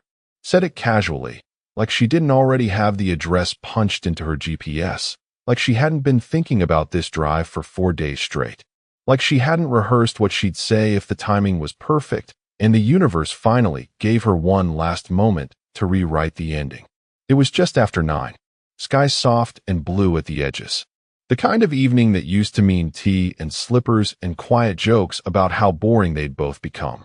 But the car ride was anything but peaceful. Her nails drummed the steering wheel. Her pulse climbed with every streetlight passed. Then she turned onto the old block. There it was. The house that used to be hers. Only it didn't look like hers anymore. The lawn was freshly trimmed. The porch had new sconces, sleek, modern ones that didn't match her old country chic lanterns. The welcome mat was gone, replaced with bare concrete. And the windows, every one of them glowed. Warm. Lived in. Like the house had taken a deep breath since she left and finally relaxed. And in the front room, behind gauzy cream curtains, she saw him. Mark. Sitting on the same armchair he always claimed was bad for his back. Reading a hardcover book. No phone. No TV. Just a glass of something amber beside him and a Labrador curled at his feet. A dog. He bought a damn dog. She stared, frozen. He looked good. Healthy. The deep frown that used to sit between his brows was gone. His shoulders didn't look slumped anymore. He looked like someone who wasn't waiting for anything, especially not her. Her hands shook as she pulled out her phone. She hit his number, again. Rings. Then voicemail.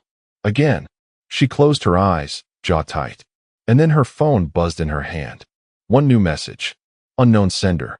She tapped it open. "You look for better. I chose peace." 7 words. Like the last page of a book you didn't realize you were never going to finish. Angela stared at the screen until the words blurred. There was no anger in them. No malice. Just a statement of fact. The final line of a man who didn't flinch when disrespected. He just walked quietly towards something better. Without the need for drama. Without fanfare. Without her. She looked back toward the window. He hadn't moved. Still reading. Still calm. The dog stirred, then settled again, its tail flicking once before going still. She could have knocked. Could have walked up to the door and begged, screamed, pleaded. But she didn't. Because even from the car, even with the lights shining, she could see it clearly now. That door, it didn't just close. It disappeared. And she wasn't outside. She was nowhere. The first sign wasn't her perfume lingering too long in our car, or the sudden obsession with networking. It wasn't even the fact that my credit card statements had a new recurring charge for a luxury spa she swore was necessary for stress relief. It was the missing wedding ring. It wasn't lost. I checked. I searched the usual places, our nightstand, the bathroom sink, even inside her jewelry box where it should have been. But it wasn't there. Instead, I found something else. A receipt. A custom-tailored black silk dress, size too small for her usual tastes. Price? $4,000. Paid in cash. The boutique was across town, nowhere near where she usually shopped. That was the first red flag. The second? The date of purchase. 2 weeks ago. The same day she told me she was staying late at the boutique to reorganize inventory. I folded the receipt and slid it into my pocket. I wasn't stupid. I knew when a storm was brewing. That night I watched her. Not in an obvious way. Just small things. The way she checked her phone before answering me. The way her voice turned too soft when she said my name, like she was measuring her words. Her careful pauses. Sarah was always a good liar. But good liars had patterns. And patterns always break under pressure. So I didn't ask about the dress. I didn't ask about the missing ring. Instead, I waited. And then, as if on cue, she set her own trap. At dinner, she leaned forward, fingers grazing the rim of her wine glass. "Ben, we need to talk." I nodded, cutting into my steak. "Go ahead."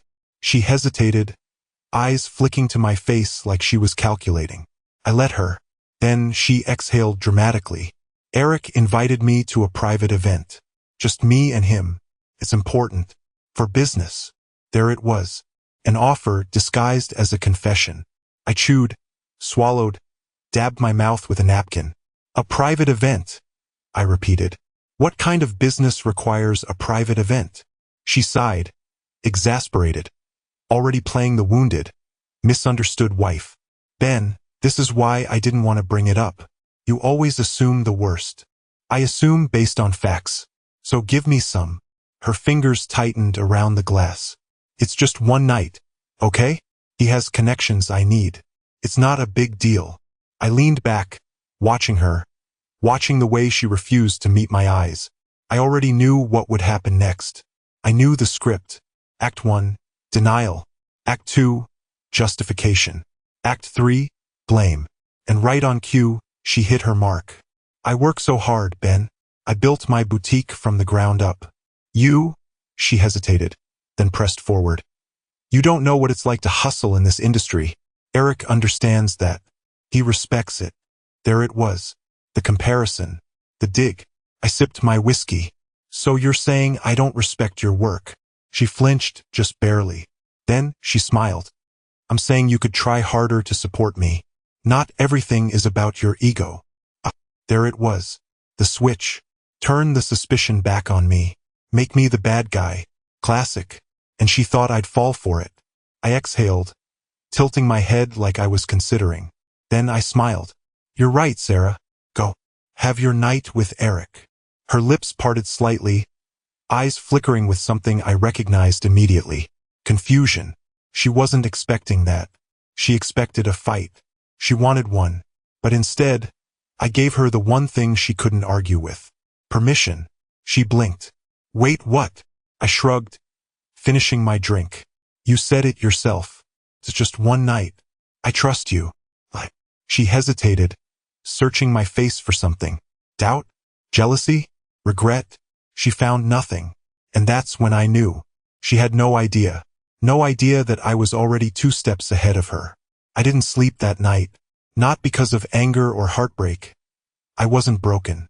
I was calculating. Every move Sarah made from that moment on wasn't just a betrayal. It was evidence. The next morning, she was glowing. She hummed while making her coffee, checked her phone every few minutes, and sent texts with that stupid little smirk. She was already in fantasy mode, picturing herself in Eric's world. A world of champagne brunches and penthouses, of expensive gifts and no consequences. She thought she had won. So I made sure to play my role perfectly. Calm, supportive, a husband who understood his ambitious wife. I kissed her goodbye when she left for work. Then, I picked up my phone and made 2 calls. The first, private investigator. I wanted real proof, not just suspicions. No second chances. No denials. I told the guy exactly what I needed. Pictures. Conversations. Hotel check-ins. Whatever he found, I wanted every disgusting detail. The second call? To Eric's fiancée. Yes, fiancée. Her name was Olivia, and from what I knew, she was exactly the type who wouldn't tolerate this kind of betrayal. Rich, beautiful, but smart. Ruthless. When she picked up, I kept it simple. Olivia, I think you should know what your fiancé is planning. Silence. Then a cold, clipped response. I'm listening. By the time I hung up, I knew I had set the first domino in motion. Sarah spent the next few days acting like she was on a victory lap. She started working late at the boutique, but her schedule didn't match up with her bank transactions. I checked. She was withdrawing cash in places she never went before. One night, she came home late, smelling like expensive cologne that wasn't mine. I said nothing. I watched, and I waited. Then Friday night came. The night she was supposed to be with Eric. The night she was so sure I had blindly accepted. I kissed her goodbye at the door, watching as she wheeled her expensive little suitcase to the car. Have fun, I said. She beamed, leaning in. Thank you for understanding, babe. This means so much to me. Then she was gone, straight to her own execution. I grabbed my keys. It was time to watch the fireworks. I didn't follow her immediately. That would have been too obvious. Instead, I let her get comfortable. Let her think she was untouchable. I poured myself a drink, sat on the couch and waited, not nervously, calmly, because tonight wasn't about chasing. It was about letting her fall. Then my phone buzzed. The PI. She just checked in. I glanced at the message, then slipped on my jacket. Showtime. The hotel Eric had chosen wasn't some sleazy roadside motel. Of course not. It was one of the most exclusive five-star resorts in the city. The kind of place that catered to celebrities, CEOs, and politicians, people who needed discretion. But tonight, discretion wasn't on the menu. I parked a block away and walked through the grand entrance like I belonged there. Calm, collected, like a man with nothing to hide. The lobby smelled like money. Leather, polished wood, fresh flowers that probably cost more than my suit. The concierge gave me a polite nod. I nodded back. No suspicion. I already knew the room number. My PI had been efficient. Room 714, a luxury suite. Of course. I took the elevator up, heart steady, mind sharp. I wasn't here to beg. I wasn't here to fight. I was here to end this. As I stepped into the hallway, I noticed something interesting. A woman, tall, elegant, waiting. She turned slightly, and I recognized her immediately. Olivia, Eric's fiancée. Perfect. She met my gaze, and for the first time, I saw just how cold her eyes were. There was no heartbreak there, no sadness, only purpose. I walked up beside her, hands in my pockets. You ready? She smirked. I was born ready. Then she pulled out a keycard. Even better. Security loves me, she murmured, swiping it through the lock. The light turned green. The door clicked open. We stepped inside. And there they were. Sarah, Eric, wrapped in nothing but sheets, wine glasses on the nightstand, their expensive dinner half-eaten. Sarah turned first, confusion flashing across her face before it melted into pure, horrified shock. Ben. Eric sat up, stunned. Then he saw Olivia, and his face drained of all color. Oh, Olivia, I can explain. Slap. Olivia's hand connected so hard it echoed. Eric stumbled back, clutching his face. Sarah was still frozen, staring at me like she was trying to figure out if this was a dream or a nightmare. I smiled. Don't stop on my account. You were just getting comfortable. Her mouth opened, closed. Then she did what I knew she would. She tried to recover. Ben, I can explain. I held up a hand. No need. I pulled out my phone, tapped the screen, and turned it to face her. Her own voice filled the room. The recording, her talking to Eric, giggling about how easy it was to manipulate me, laughing about how I was so simple, so predictable, how she would test the waters with Eric and see if he was worth leaving me for. Sarah's face crumbled. Where did you? I tilted my head. You really thought I wouldn't check? Eric groaned. You recorded us? Are you insane? Olivia laughed. Actually laughed. Oh, this is better than I imagined. She turned to Eric, eyes blazing. You're done. I already spoke to my father. The engagement? Over. The business deal? Gone. The apartment? Get your stuff out by morning. Eric panicked. Olivia, wait. She didn't. She turned on her heel and strode out, leaving the door wide open. I turned to Sarah. She wasn't crying. Not yet. But she was calculating, trying to figure out if there was a way to salvage this. I didn't give her one. I stepped closer, lowered my voice. I want a divorce. I already filed. My lawyer will contact you in the morning. Her breath hitched. Ben, wait, we can. I leaned in, my voice barely a whisper. Enjoy your night, sweetheart. You earned it. Then I walked out, and I didn't look back.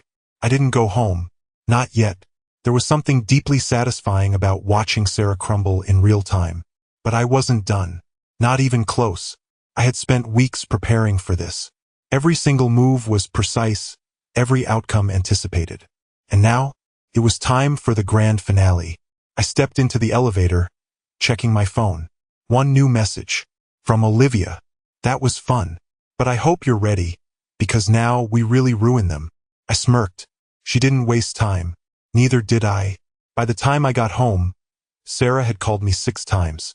Then, 10 texts. I let them sit unread. Let her sweat.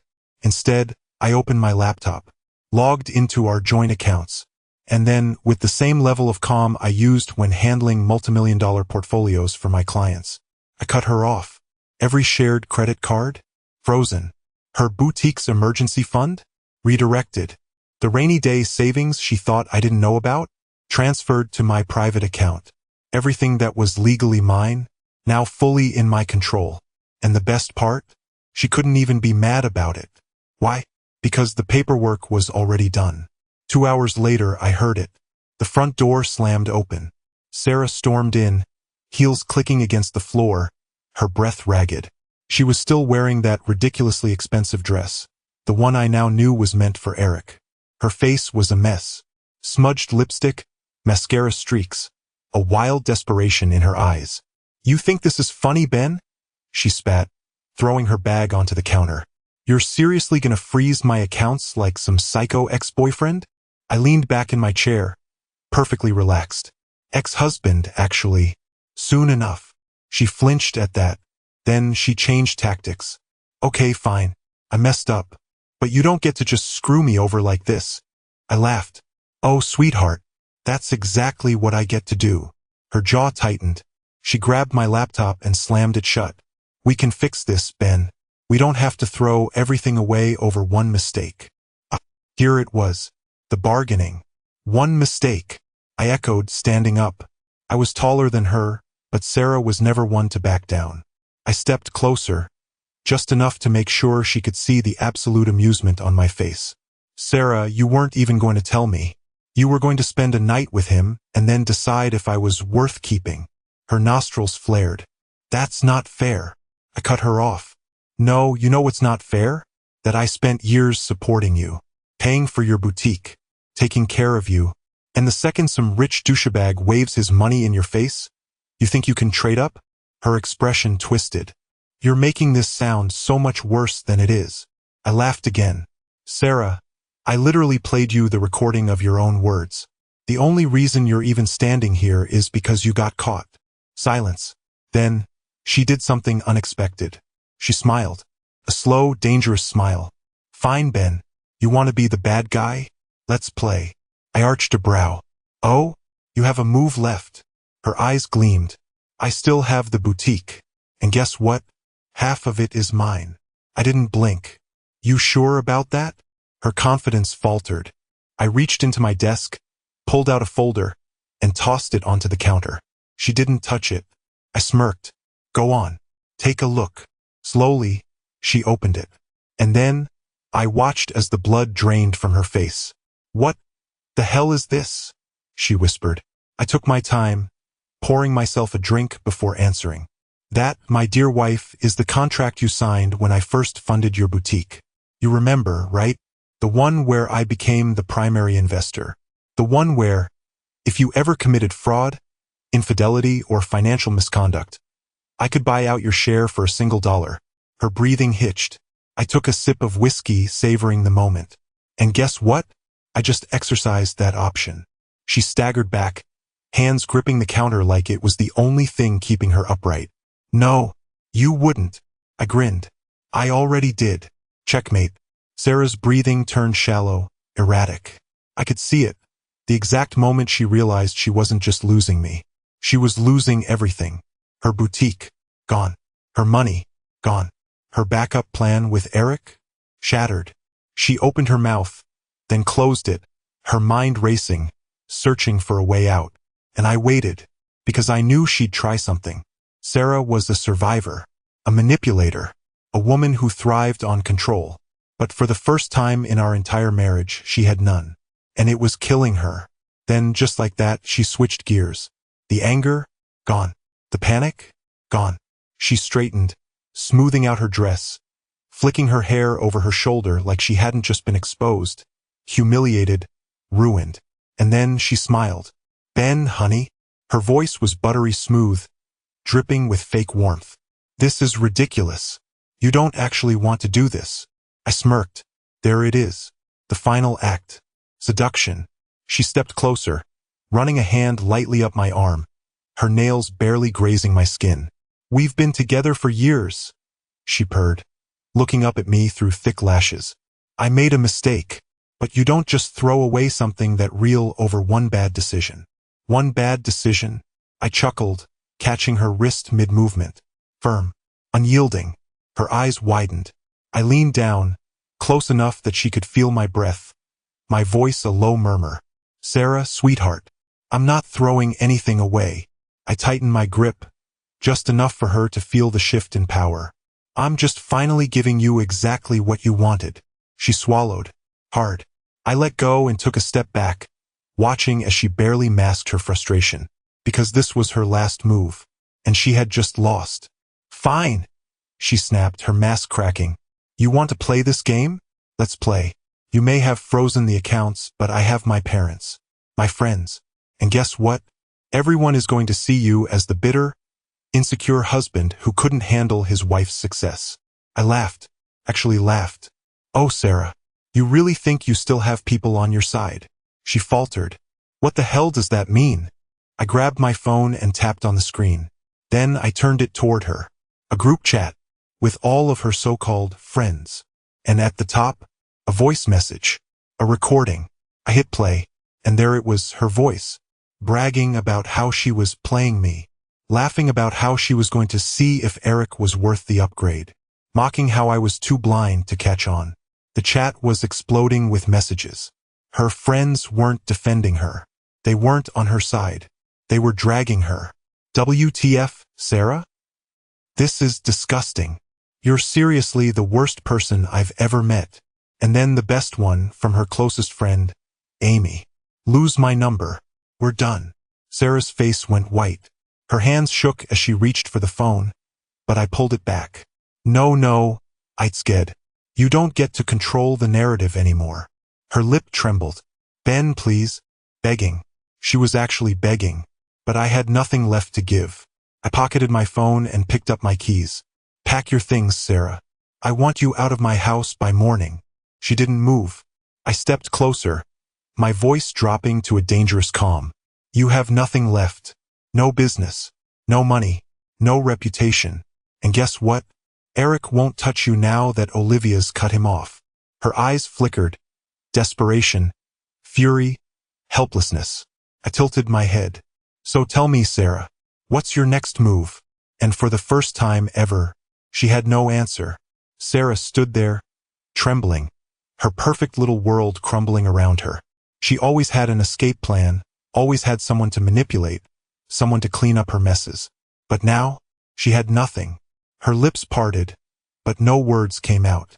I could see it in her eyes. She was calculating, desperate to find an angle, a loophole, a way to turn this around. And then, just as I expected, she snapped. You think you've won? Her voice shook, but not with sadness, with rage. She grabbed a glass from the counter and hurled it across the room. It shattered against the wall, shards scattering across the floor. "You smug, arrogant bastard," she screamed, her hands clenched into fists. "You think you can just erase me? That you can destroy my life like this?" I crossed my arms, calm, unmoved. "You destroyed your own life, Sarah." Her breathing was erratic, her chest rising and falling as she glared at me with pure hatred. And then there it was, the real Sarah, not the charming, ambitious woman she pretended to be in public, not the sweet, affectionate wife she played when she needed something from me. The predator, the woman who used people, discarded them when they were no longer useful, and never looked back. But this time, she was the one being discarded, and she couldn't stand it. "Fine," she spat, her voice venomous. "But don't think for a second that I'm leaving quietly." She stormed toward the stairs, but I grabbed her wrist, stopping her mid-step. "You're not taking anything that's mine," I said, my voice dangerously even. Her eyes flared. "Your house? Your money? You wouldn't have any of this without me." I laughed. "Oh, that's cute. You really believe that?" I released her, watching as she stumbled back. She was unraveling, and I enjoyed every second of it. "You want to see what it's like without me?" I said. "Go ahead, Sarah. Take your bags and walk out that door. Let's see how far you make it without my credit cards, without my name, without the connections I gave you." She hesitated, because she knew. Without me, she was nobody. And then, like the pathetic coward she was, she pulled out her final weapon, the tears. "Ben, please," she whimpered, her entire body shifting. The anger, the confidence, the smugness, all gone. In its place, a fragile, broken woman. "I don't have anywhere to go," she whispered. "I made a mistake, but we can fix this. Please, don't do this to me." She reached for my hand, her touch soft, pleading, and for a moment I saw it. The woman I once loved. The one who used to kiss me goodnight without fail. The one who held my hand during tough times. The one I built a life with. But then I blinked, and all I saw was the liar, the cheater, the woman who laughed about how simple I was. I pulled my hand away. "You did this to yourself, Sarah." And with that, I turned and walked away, leaving her standing in the wreckage of her own making. Sarah didn't leave. Not that night. She paced, stomped, slammed doors, but she didn't walk out, because she was afraid. Afraid of stepping into the real world without my money, my name, my protection. And that's exactly what I wanted. I let her stew in her own desperation. Let her feel the weight of her choices pressing down on her like a cage closing in. I went upstairs, locked the bedroom door, and slept like a king.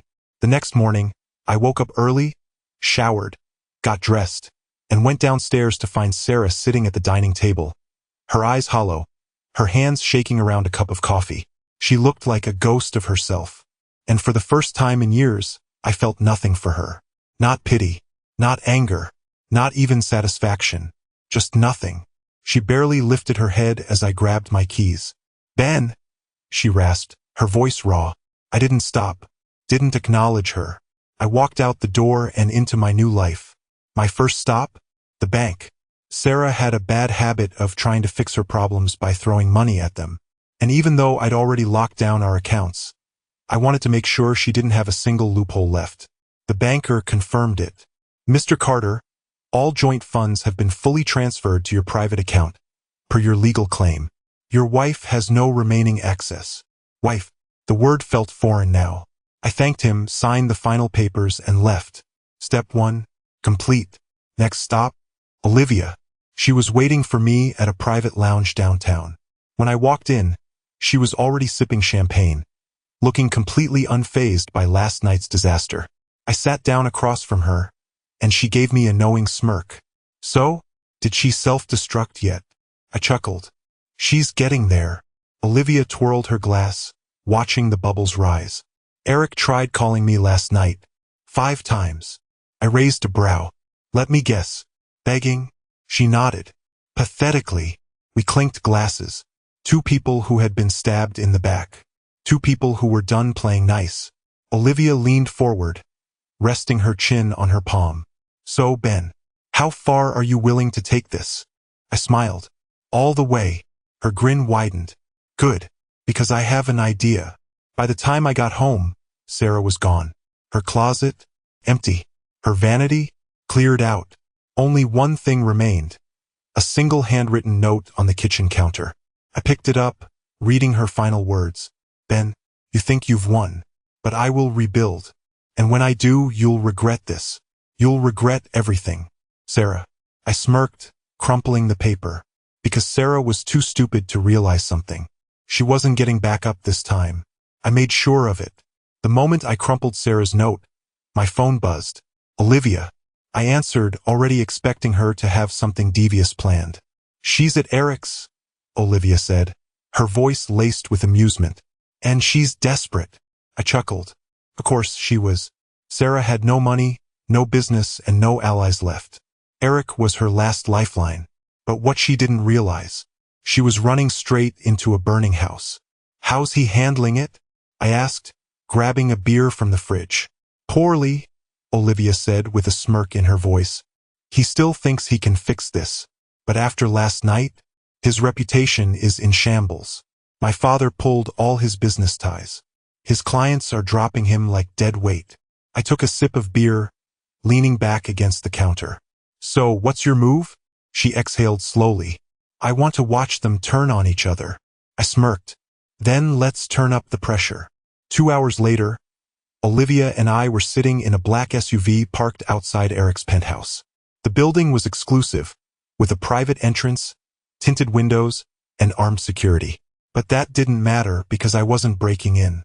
I was letting them expose themselves. Through the glass, we could see the massive floor-to-ceiling windows on the top floor. The penthouse was lit up, and inside, chaos. Sarah was yelling, hands flailing, pacing back and forth while Eric sat on his overpriced couch, his head in his hands. I rolled down the window slightly, listening through a directional mic Olivia had borrowed from a friend. You told me you'd take care of me, Eric. Sarah's voice was raw, desperate. You said I wouldn't have to worry about money, about anything. Eric groaned. Jesus, Sarah. You think I planned for this? Olivia just ruined my entire life. Olivia grinned beside me. Damn right I did. Inside, Sarah wasn't done. You were supposed to be my way out, she screamed. I left everything for you. Eric snapped. I didn't ask you to leave, Sarah. You did that all on your own. Silence. And then the shift. Sarah's whole body stiffened. Eric realized his mistake too late. Her voice dropped, eerily calm. So what? You're just done with me? Eric stood up, pinching the bridge of his nose. Look, we had fun. But this isn't what I signed up for. Sarah went still. Then, in a chillingly soft voice, she said, You're just like Ben. You pretend you're powerful, but when things get tough, you fold. Eric's jaw tightened. Get out, Sarah. She didn't move. Now, I could practically feel Olivia's grin beside me. Oh, this is beautiful, she whispered. We watched as Eric grabbed Sarah's purse and tossed it toward the door. She didn't beg, didn't cry. She just grabbed her bag, lifted her chin, and walked out, right into the cold, empty night. She had nowhere to go, and for the first time in her life, no one left to manipulate. Sarah stepped out of the building, her heels clicking against the pavement as she pulled her coat tighter around herself. The doorman didn't even glance at her. No chauffeur, no limo, no luxury ride waiting. She looked around, expecting someone, anyone, to be there for her. But the street was quiet, except for a black SUV parked nearby. She didn't see us, but we saw everything. I watched as she pulled out her phone, scrolling through her contacts, searching for a name. Probably her parents. Maybe one of her friends from the boutique. She tried a call. No answer. Tried again. Straight to voicemail. I smirked.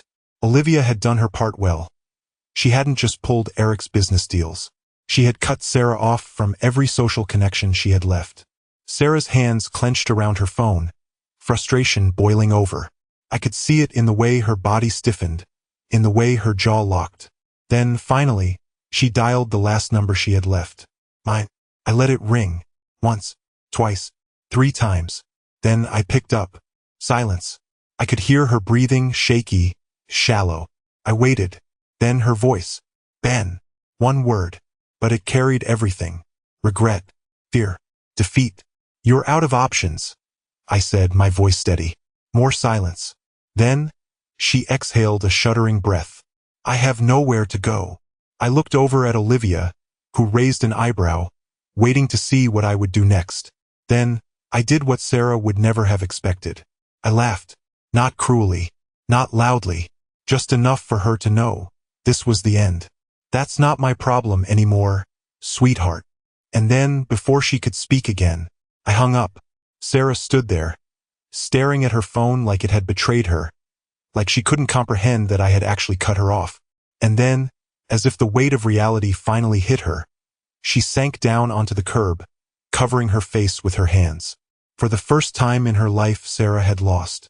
And I didn't even have to lift a finger. She did it all to herself. Sarah sat there, motionless, on the curb in front of Eric's building. The queen who once sat on a throne of manipulation was now just another discarded piece of trash on the street. I could have left then, driven off, let her rot in her own failure. But something in me wanted to watch. Not out of cruelty, out of closure. I needed to see it. The moment she truly realized it was over. She scrolled through her phone, probably checking her bank accounts, looking for some emergency stash I had missed. But I hadn't missed anything. Every loophole was closed. Every backup plan crushed. She was drowning, and for the first time, there was no one left to save her. I saw it happen in real time. Her posture shifted. Her shoulders sagged. Her breath hitched. Sarah Carter, the woman who once held her nose high above everyone else, finally understood what it felt like to be powerless. And then, she snapped. She threw her phone into the street.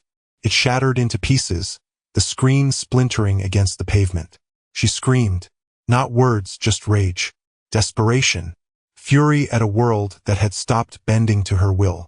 Passers-by turned to look, some pausing, some whispering. But no one stopped to help. No one cared. And that's when I knew. She was finished. I leaned back in my seat, stretching my arms as Olivia tapped her perfectly manicured nails against the dashboard. I have to say, I didn't think I'd enjoy this as much as I did, she mused. I smirked. Told you it'd be worth it. She exhaled, watching Sarah's breakdown like it was a scene from a film. So what now? I started the car. Now I go home. And I don't look back. I pulled away from the curb, leaving Sarah alone in the ruins of the empire she built on lies. And for the first time in years, I felt free. I didn't check the news the next morning. I didn't look at social media. I didn't ask around to see where Sarah ended up. Because it didn't matter. She was irrelevant. I had spent years building a life with a woman who never saw me as enough. A woman who measured love in dollar signs and status. And now, she was nothing more than a lesson learned. A few weeks passed. My life moved forward. Divorce? Finalized. Business? Better than ever. Sanity? Fully restored. I went to work. I went to the gym. I started saying yes to things I had ignored for years. Trips, dinners, new investments. Life was simple again. Clean. And then one night I got a text. From Olivia. Thought you might like this. I opened the link. It was an article. Ex-socialite Sarah Carter evicted after failed business scandal. Claims. Sabotage. I chuckled. Of course. The article was brutal. Sarah had burned through what little goodwill she had left. Apparently, she had tried to revive her boutique under a new name, but investors wouldn't touch her. And without funding, she had nothing. Worse, she had debt. Her lavish lifestyle had caught up to her, and now she was spiraling. The best part? She was blaming me. My ex-husband orchestrated this. He turned everyone against me. She had whined to some gossip site. I could almost hear her voice, dripping with self-pity. I tossed my phone onto the table, shaking my head with a smirk. She still didn't get it. I didn't ruin her. She did that all on her own. That night, I sat on my balcony, whiskey in hand, watching the city lights stretch out before me. For the first time in a long time, I wasn't waiting for the next betrayal. I wasn't wasting energy on a woman who never deserved me.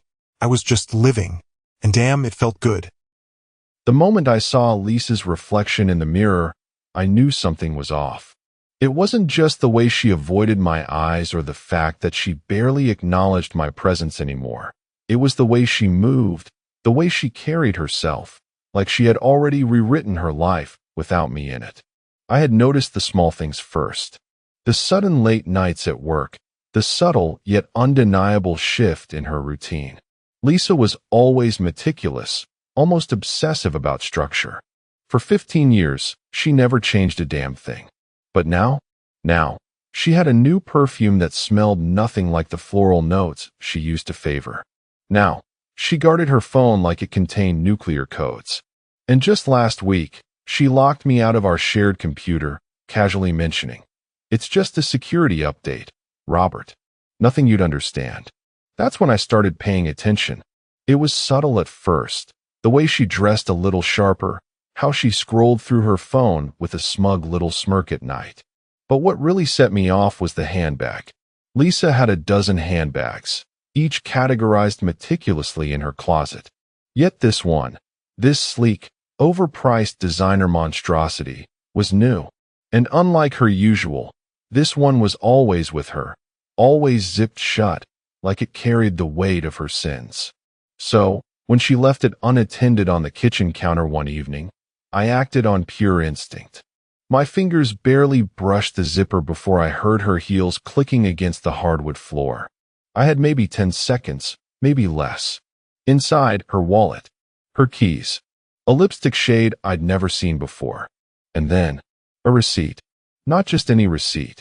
A crisp, neatly folded, thick stock paper from an upscale jeweler downtown. $15,000. I blinked. My eyes trailed down to the name listed under customer. Not Lisa's. Not even remotely close. Some guy? Someone I had never heard of, never met, never even suspected existed. That was the moment. The exact moment my stomach dropped, my pulse slowed, and my mind sharpened in a way it hadn't in years. I barely had time to flip it over before. Snatch. Lisa yanked the bag from my hands with such force that I took a step back. Her face was a mask of irritation, her lips curling just slightly at the edges, not in guilt, but in disdain. "You always were nosy, Robert," she said, shoving the receipt deep into the bag before zipping it shut. "It's pathetic, really." I felt my mouth open, but before I could say a word, she tilted her head, smirking now, openly amused. "You wouldn't understand anyway." And with that, she turned, grabbed her coat, and walked out the door. I stood there for a long moment, my pulse steady, my breath even. I wasn't angry. Not yet. Because I had seen something she hadn't realized. On the back of that crisp white receipt. A logo. A law firm's logo. And suddenly, I knew this was bigger than just an affair. Lisa had no idea she was playing chess against someone who already knew the last move.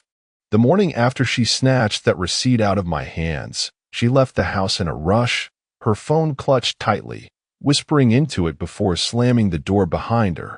She thought I'd sulk. She thought I'd just accept whatever was coming. She was wrong.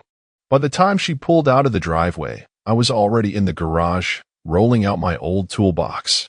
A little trip down memory lane. She used to love telling her friends how Robert's good with his hands, but only when it comes to numbers, not tools. I let them laugh. Let her play up the whole helpless husband routine. But I wasn't helpless. Under the guise of checking her brakes, she always complained about the car making sounds that didn't exist. I slipped a small, high-end recorder under the dashboard. It was motion activated, picked up audio even when the car was off. State of the art. She didn't even notice when she came back. For the next 3 days, I let it run. I went about my business, drinking coffee, answering emails, letting her waltz around the house like a queen who had already executed her king. Then, one night, when she was in the shower, I retrieved the device. I took it to my office, locked the door, and pressed play. And that's when I heard him. A man's voice, smooth, cocky, younger. "So, Friday, right? We get him out, list the house, and my lawyer handles the rest. I already have buyers lined up. You'll be swimming in cash, babe." My fingers curled into a fist. Then Lisa's voice, warm, dripping with satisfaction. "I can't wait. Just a few more days, and we'll finally be rid of him." I inhaled slowly, forcing my pulse to steady. Then, you sure the idiot hasn't figured out the insurance thing? You did put my name on it, right? A sharp laugh from Lisa. Oh, please. Robert doesn't even know how to check his own email. He wouldn't understand even if I explained it to him. There it was. Not just an affair. Not just betrayal. She was planning to take everything. The house. My shares in our joint company. And now, my insurance payout. They weren't kicking me out. They were setting me up. I stared at the wall for a long moment, letting the rage settle into something colder, something sharper. Lisa always thought I was predictable. But I'd spent my life working in finance, analyzing patterns, spotting inconsistencies. I knew how people moved when they thought they were winning. She thought she had the upper hand. She had no idea I was about to flip the board. I opened my laptop, pulled up the AI software I had been toying with for months, voice cloning, text-to-speech manipulation, the kind of tech that could take someone's voice and make them say anything. It took me less than an hour to create his voice. Her lover. Smooth. Cocky. Every inflection just right. I leaned back in my chair and pressed record. Lisa, we need to meet. Now. No phones. No texts. Just us. Trust me. I smiled. Let's see how loyal she really was. The basement was colder than I remembered. Dust hung in the air, swirling in the dim light of the single overhead bulb. I hadn't set foot down here in years. Lisa hated it. Too cluttered. Too old. Too much of your junk, Robert. Maybe that's why she never thought I'd come down here. The safe was exactly where I remembered. Tucked behind a stack of boxes labeled Christmas decorations, as if Lisa ever cared about decorating. The old steel door was rusted at the hinges, the combination lock-stiff from years of neglect. I ran my fingers over the dial. 3 turns left. 2 right. 1 left. Click. The door groaned as it swung open. Inside, a stack of old documents. Folders. Bank statements. And something that made my breath hitch up. The prenup. Lisa had insisted we sign one before the wedding. Just a formality, she had said, smiling sweetly, tucking her blonde hair behind her ear. We'll never need it, but you know how my family is about these things. I had barely looked at it back then. Now, I read every word. And there it was, in clear, undeniable legal language. Infidelity penalty, $2 million. I felt something slow and dark settle in my chest. She had no idea. I flipped through the rest of the papers, my pulse steady, my hands methodical. And then, another folder. I opened it and froze. Legal documents. Stock transfers. Lisa had forged my signature to move a portion of my shares in our joint company to an unnamed beneficiary. No initials, no traceable details, just the unmistakable, looping letters of my name, perfectly faked. I let out a breath, controlled and even. She really thought she had one. The phone buzzed in my pocket, shattering the silence. I pulled it out, staring at the screen. Lisa. I let it ring once. Twice. Then I picked up. Robert. Her voice was sharp, urgent. Whatever you're doing in the basement, stop. That's just old junk. Leave it alone. I smiled, letting the silence stretch. She must have been tracking the house cameras. That meant she was nervous. Good. You still there? She snapped. Yeah, I murmured, running my fingers over the crisp edges of the documents. Just going through some memories. A pause. Then forced laughter. God, you're such a hoarder. Just leave it, okay? I'll deal with it later. I stared at the papers in my hands, then reached for the last thing in the safe. A small stack of photos, yellowed with time. The first one made my stomach turn. Lisa. At a corporate event. 5 years ago. Sitting close, too close, to a man I now recognized from the AI-generated voice. Her lover. His hand rested on her thigh, their smiles just a little too intimate. She'd been at this for years. I exhaled slowly, carefully placing everything back into the folder. Then I spoke, my voice calm, controlled. You know, Lisa, I've been thinking. Maybe it's time we clean house. I could hear the sharp inhale on the other end of the line. And for the first time, she sounded afraid. I never considered myself a petty man. Calculated? Yes. Patient? Absolutely. But petty? Never. At least, not until I saw the post. Lisa, standing on the balcony of a high-rise, wine glass in hand, the city lights sprawling behind her. Dressed to kill. Smirking. And below the image, a caption that made my blood run ice cold. New life starts Friday. I stared at the screen, letting the words sink in. She wasn't just kicking me out. She was celebrating it. And she had no idea what was coming. 2 nights earlier, I had made a call. A guy I knew from my old days in finance, let's call him Mark, owed me a favor. Mark was the type of guy who could pull skeletons from any closet, crack any system, and disappear before anyone knew what hit them. What are we looking at? He asked. Fitness tracker, I said. He chuckled. Seriously. GPS logs. I need movement data. Mark whistled low. That's dirty, man. Just get me what I need. He got it. Turns out, Lisa was just as predictable as ever. Her morning runs? Not runs at all. 3 nights a week, she was making a very specific detour, straight to a luxury condominium downtown. The same one that, according to financial records, had been purchased with our joint savings account. I sat in my office, staring at the GPS timestamps, mapping out each visit, each betrayal. Then I saw it. A pattern. She had been going there for over a year. Regular, calculated visits. Like clockwork. Lisa thought she was smart. Careful. Untouchable. She was none of those things. And that's when I decided if she wanted to be seen, I'd make damn sure she was seen. That night, I registered a domain. lisaandhisname.com. It took less than an hour to populate it. GPS data. Screenshots of the tracker logs. Copies of the condo purchase. The forged documents from my safe.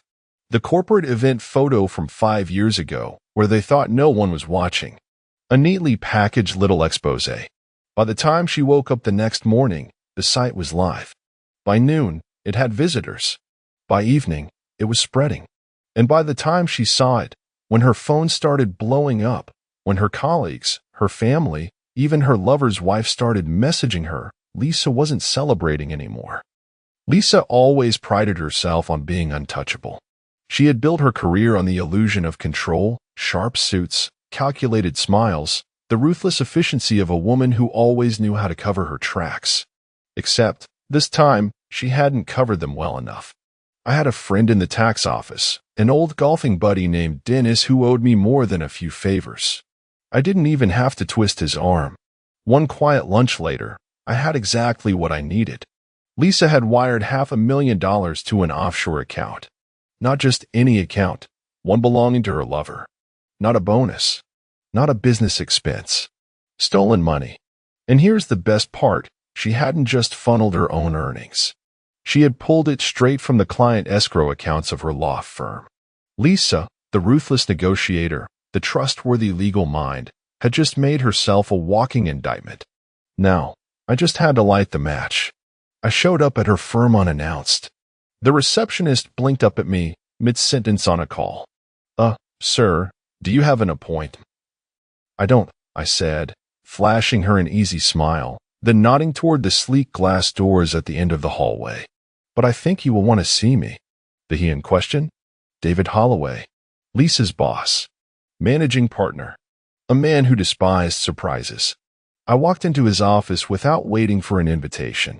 Who the hell? Holloway's face darkened when he saw me. What do you want, Robert? I closed the door behind me. Just a quick chat. I took my time, setting my leather folder on his desk, letting the silence settle before I opened it. Holloway had the patience of a charging bull. I don't have all day. Neither does Lisa, I said, sliding a neatly printed transaction report across the table. He glanced at it, uninterested until he saw the numbers. His expression didn't change at first. Then his eyes narrowed. Then his fingers tightened on the paper. 5 seconds later, he was on his feet. Where did you get this? I leaned back in my chair, smiling just enough to make him uneasy. That's not the important question. Holloway's nostrils flared. She told me this was it. He cut himself off, jaw clenching so hard I thought his teeth might crack. Lisa had already fed him a lie. Perfect. I casually flipped to the next page, an email printout. From Lovers Offshore Firm. To Lisa. Subject: Thanks for your generosity, babe. Body: Can't believe you actually pulled this off. Robert must be dumber than I thought. See you soon. Hugs and kisses. I didn't write it. I didn't need to. Lisa's lover was an arrogant idiot, and arrogant idiots always left a trail. Holloway snatched the page from my hand. And then he lost it. She stole from my clients? His voice echoed through the office, thunderous and raw. Do you have any idea what kind of goddamn liability this is? I shrugged. You tell me.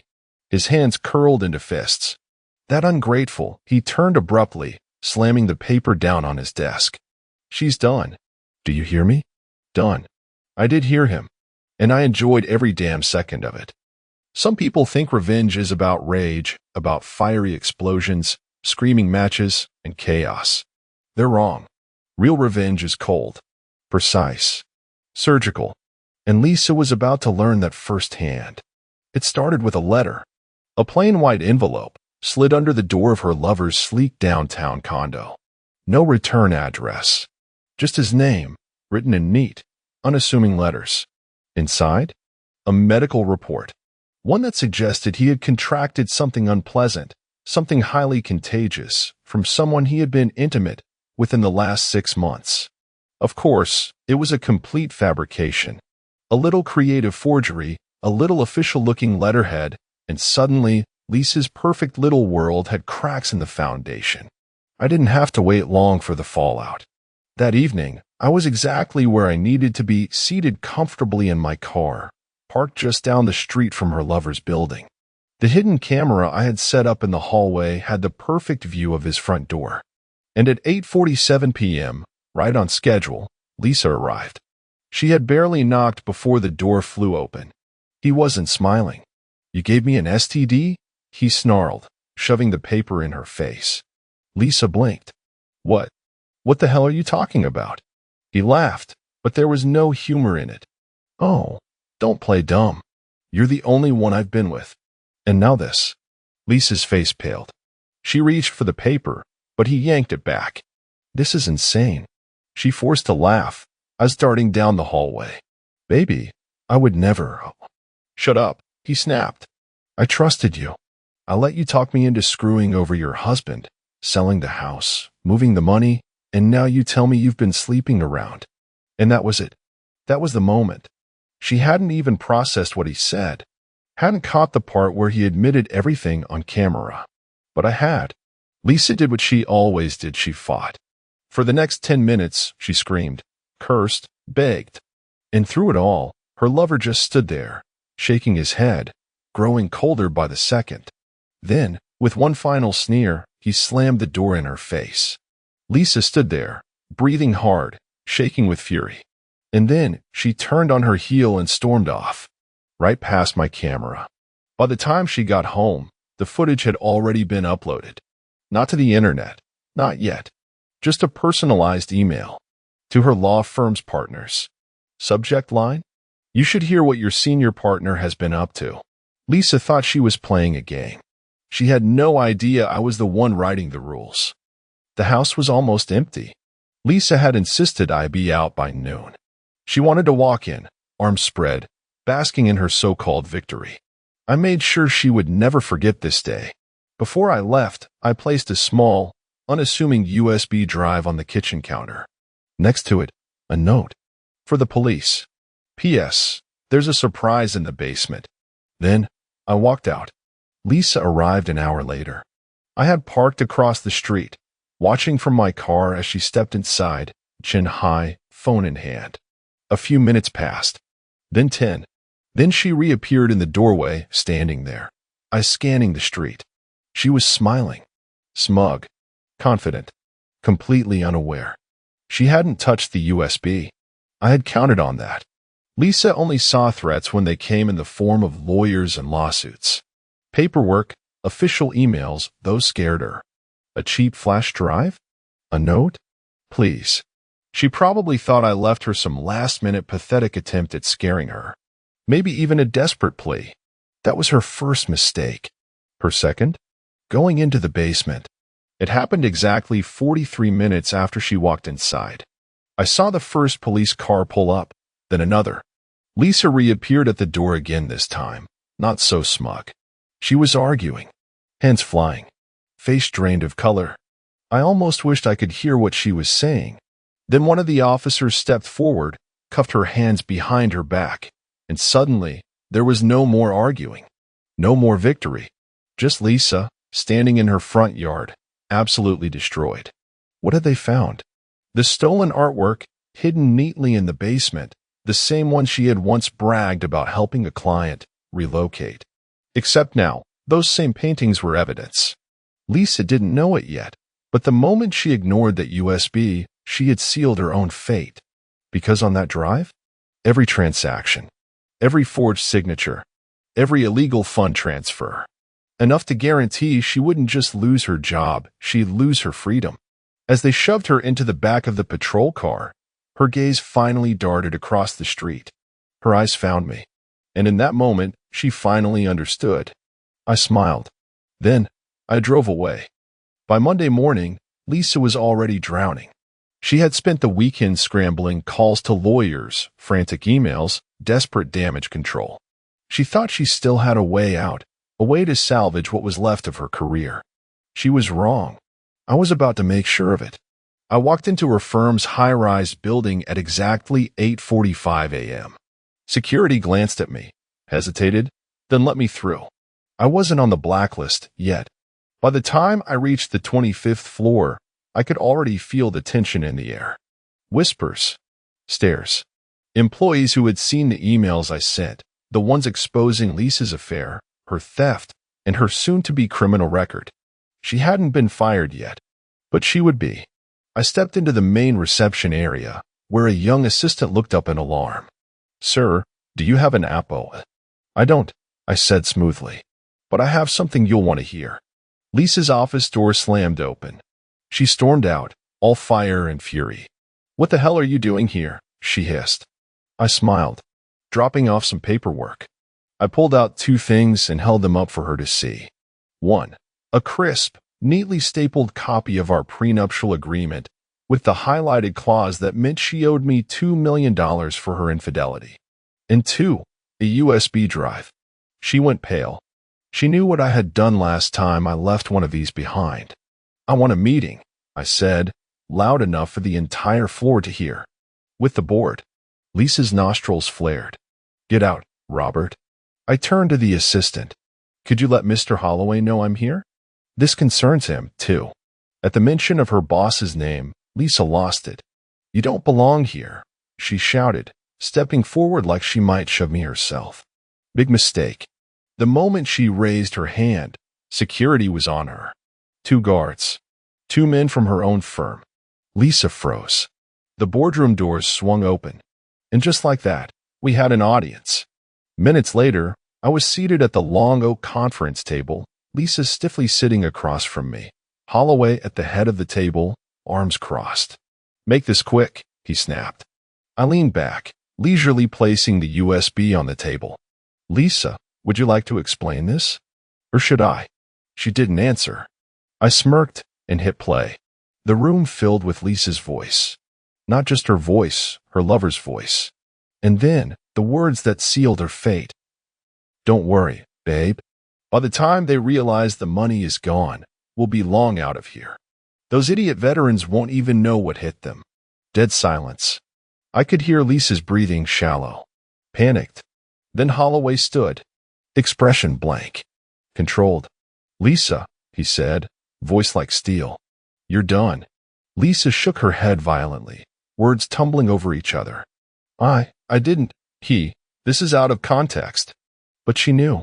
She knew she had already lost. I stood up slowly, adjusting my cuffs. Then I leaned in just close enough for her to hear me. "You should have just let me leave on Friday." Then, I walked out. Lisa always thrived on reputation. She built her career on a carefully curated image, the fierce, brilliant attorney who fought for justice. Clients trusted her. Judges respected her. She had spent years crafting the illusion of a woman who was untouchable. So, naturally, I set fire to it. By the time I walked out of that boardroom, Lisa was finished in the legal world. Now, I just had to make sure the rest of the world knew it too. I had already laid the groundwork. The files from her offshore transfers, the hidden camera footage of her lover admitting their little scheme, the financial trail leading straight from their stolen funds to their private getaway plans, all of it neatly compiled. And I had the perfect person to deliver it. A journalist named Kate Monroe. She wasn't just any journalist. She was a bulldog, the kind that smelled blood and never let go. The kind that made national scandals out of people like Lisa. I met her at a quiet cafe downtown, sliding the folder across the table with a small, polite smile. "What's this?" she asked, flipping through the first few pages. I didn't need to answer. I watched her expression shift from curiosity to disbelief to pure, predatory excitement. "You're telling me," she murmured, eyes scanning the documents, "that Lisa Holloway, the legal powerhouse, has been skimming money from veteran widows?" I took a slow sip of my coffee. "Yes," she exhaled, shaking her head. "Jesus Christ. This is gonna explode." I nodded. "That's the idea." The next morning, the headline broke. Renowned attorney caught embezzling from veteran widows fund. Full investigation underway. It spread like wildfire. News segments.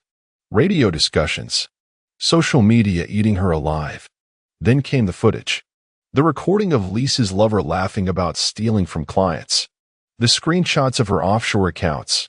The photos. Oh, the photos. I had made sure the worst one went viral. A doctored image. Lisa's lover, dressed in military uniform, arms slung around her at some corporate event. The internet ate it up. She robbed veterans' families to bankroll her affair. Disgusting. Where's the jail time? She deserves to lose everything. Within hours, her name was trending. Within days, her law license was officially under review. By the end of the week, Lisa had nothing left. She called me that night. I let it ring. Once. Twice. Then I answered. There was silence. Just the sound of her breathing, shaky, desperate. Then, "Robert." Her voice was unrecognizable. Small. Hollow. "Please," she whispered. "I'll give it all back. The money, the house, everything. Just stop this." I closed my eyes, feeling a flicker of something almost human. Then I remembered. Her laughter when she thought she had won. Her smug smile as she signed away my life. Her voice, whispering to her lover, planning my destruction. I exhaled slowly. No. Silence. Then, a choked sob. I hung up. Lisa wasn't a person anymore. She was a cautionary tale. The courtroom was silent when the verdict was read. Lisa sat motionless, hands clasped so tightly in her lap that her knuckles had turned white. Her lawyer had fought hard, but there was no undoing everything I had set in motion. The defendant is hereby stripped of her legal license, effective immediately. I didn't smile. Not when they announced the $3 million restitution fine. Not when the judge reminded Lisa that fraud, embezzlement, and perjury carried the risk of additional criminal charges. Not even when she turned toward me, eyes hollow and desperate, silently begging for mercy. I just sat there, arms crossed, watching her lose everything. By the time I arrived back at the house, my house, Lisa was already outside, pacing the driveway like a woman possessed. "You can't do this," she spat the moment she saw me. I stepped past her, unlocking the front door. "I already did." She grabbed my arm. "Robert, listen to me. We can fix this. You don't have to take the house." I turned my head slowly, my voice calm. "Lisa, you signed it away." Her lips parted, as if she had forgotten. The prenup. The infidelity clause. The legal proof that everything was mine. I pulled my arm free and stepped inside. Then, I locked the door in her face. That night, I stood on the lawn, staring at the pile of her belongings, the designer bags, the expensive dresses, the jewelry she thought would carry her through her new life. Then, I struck the match. The flames devoured her past, licking its silk and leather, turning everything she had built into nothing but smoke and ash. Lisa screamed from the street, pounding at the door, her voice raw with rage and loss. When she tried to break in, the flashing blue and red lights appeared. 2 officers stepped out. Lisa fought, she begged, she cried. But in the end, they shoved her into the back of the patrol car, just like last time. I stood there, hands in my pockets, watching her through the glass. Her eyes met mine, and I saw it, the realization. She was nothing now. And I was free. The next morning, I mailed a package. A small urn filled with the ashes of her things. On the front, engraved in cold, elegant letters. Your future. I sent it to her lover. No return address. Just a message he would understand. Everything she touches turns to dust. Lisa Holloway, inmate number 42857. I let the thought roll through my mind as I sealed the envelope. It had been 3 months since they took her away. 3 months of trials, appeals, desperate attempts to claw her way out of the pit she had dug. But no amount of smooth talking or legal maneuvering could erase fraud, perjury, and embezzlement. She wasn't getting out any time soon. So I figured I'd send her a letter. One last gift. The envelope was thin, unremarkable. The kind of thing most inmates received: bills, rejection letters, maybe the occasional forgotten birthday card. Lisa wouldn't be expecting me. Inside, 2 things. A handwritten note, neat and deliberate. Lisa, thank you for the lesson. I've learned so much. P.S. Your lover ran off with the maid. If I were you, I'd check the safe in his condo. A QR code. Nothing more. I pictured her reaction when she read it. Her fingers tightening on the page. Her mind racing, desperate for control. The momentary flicker of hope, because maybe, just maybe, she could still salvage something. Then, reality. Her lover was gone. And if she followed my advice? If she actually got someone to check the safe in his abandoned condo? She'd find exactly what I had left for her. Her diary. A perfect little time capsule filled with pages of confessions. The lies she had told, the schemes she had run, the ugly truths she had never meant for anyone else to see. Of course, it wasn't the original. That was long gone. This was a carefully crafted version, one that painted the worst possible picture of her. One that, if it ever got out, would burn the last remaining bridges she had left. And that's where the QR code came in. If she scanned it, she'd be taken to a website, one featuring every shred of evidence against her. The documents, the bank transfers, the audio clips. And now, her own words. Undeniable, permanent, public. I imagined her rage, her desperation, her fury as she ripped the letter apart, shredding it with trembling fingers. And that's when the guard would step forward, wordless, expressionless, handing her another envelope. From her lover. Inside, a single note. Nothing else. No apology. No explanation. Just the final nail in the coffin. Lisa always believed she was smarter than everyone, that she could control everything. She never saw it coming. She never realized that when you betray the wrong man, you don't just lose, you disappear.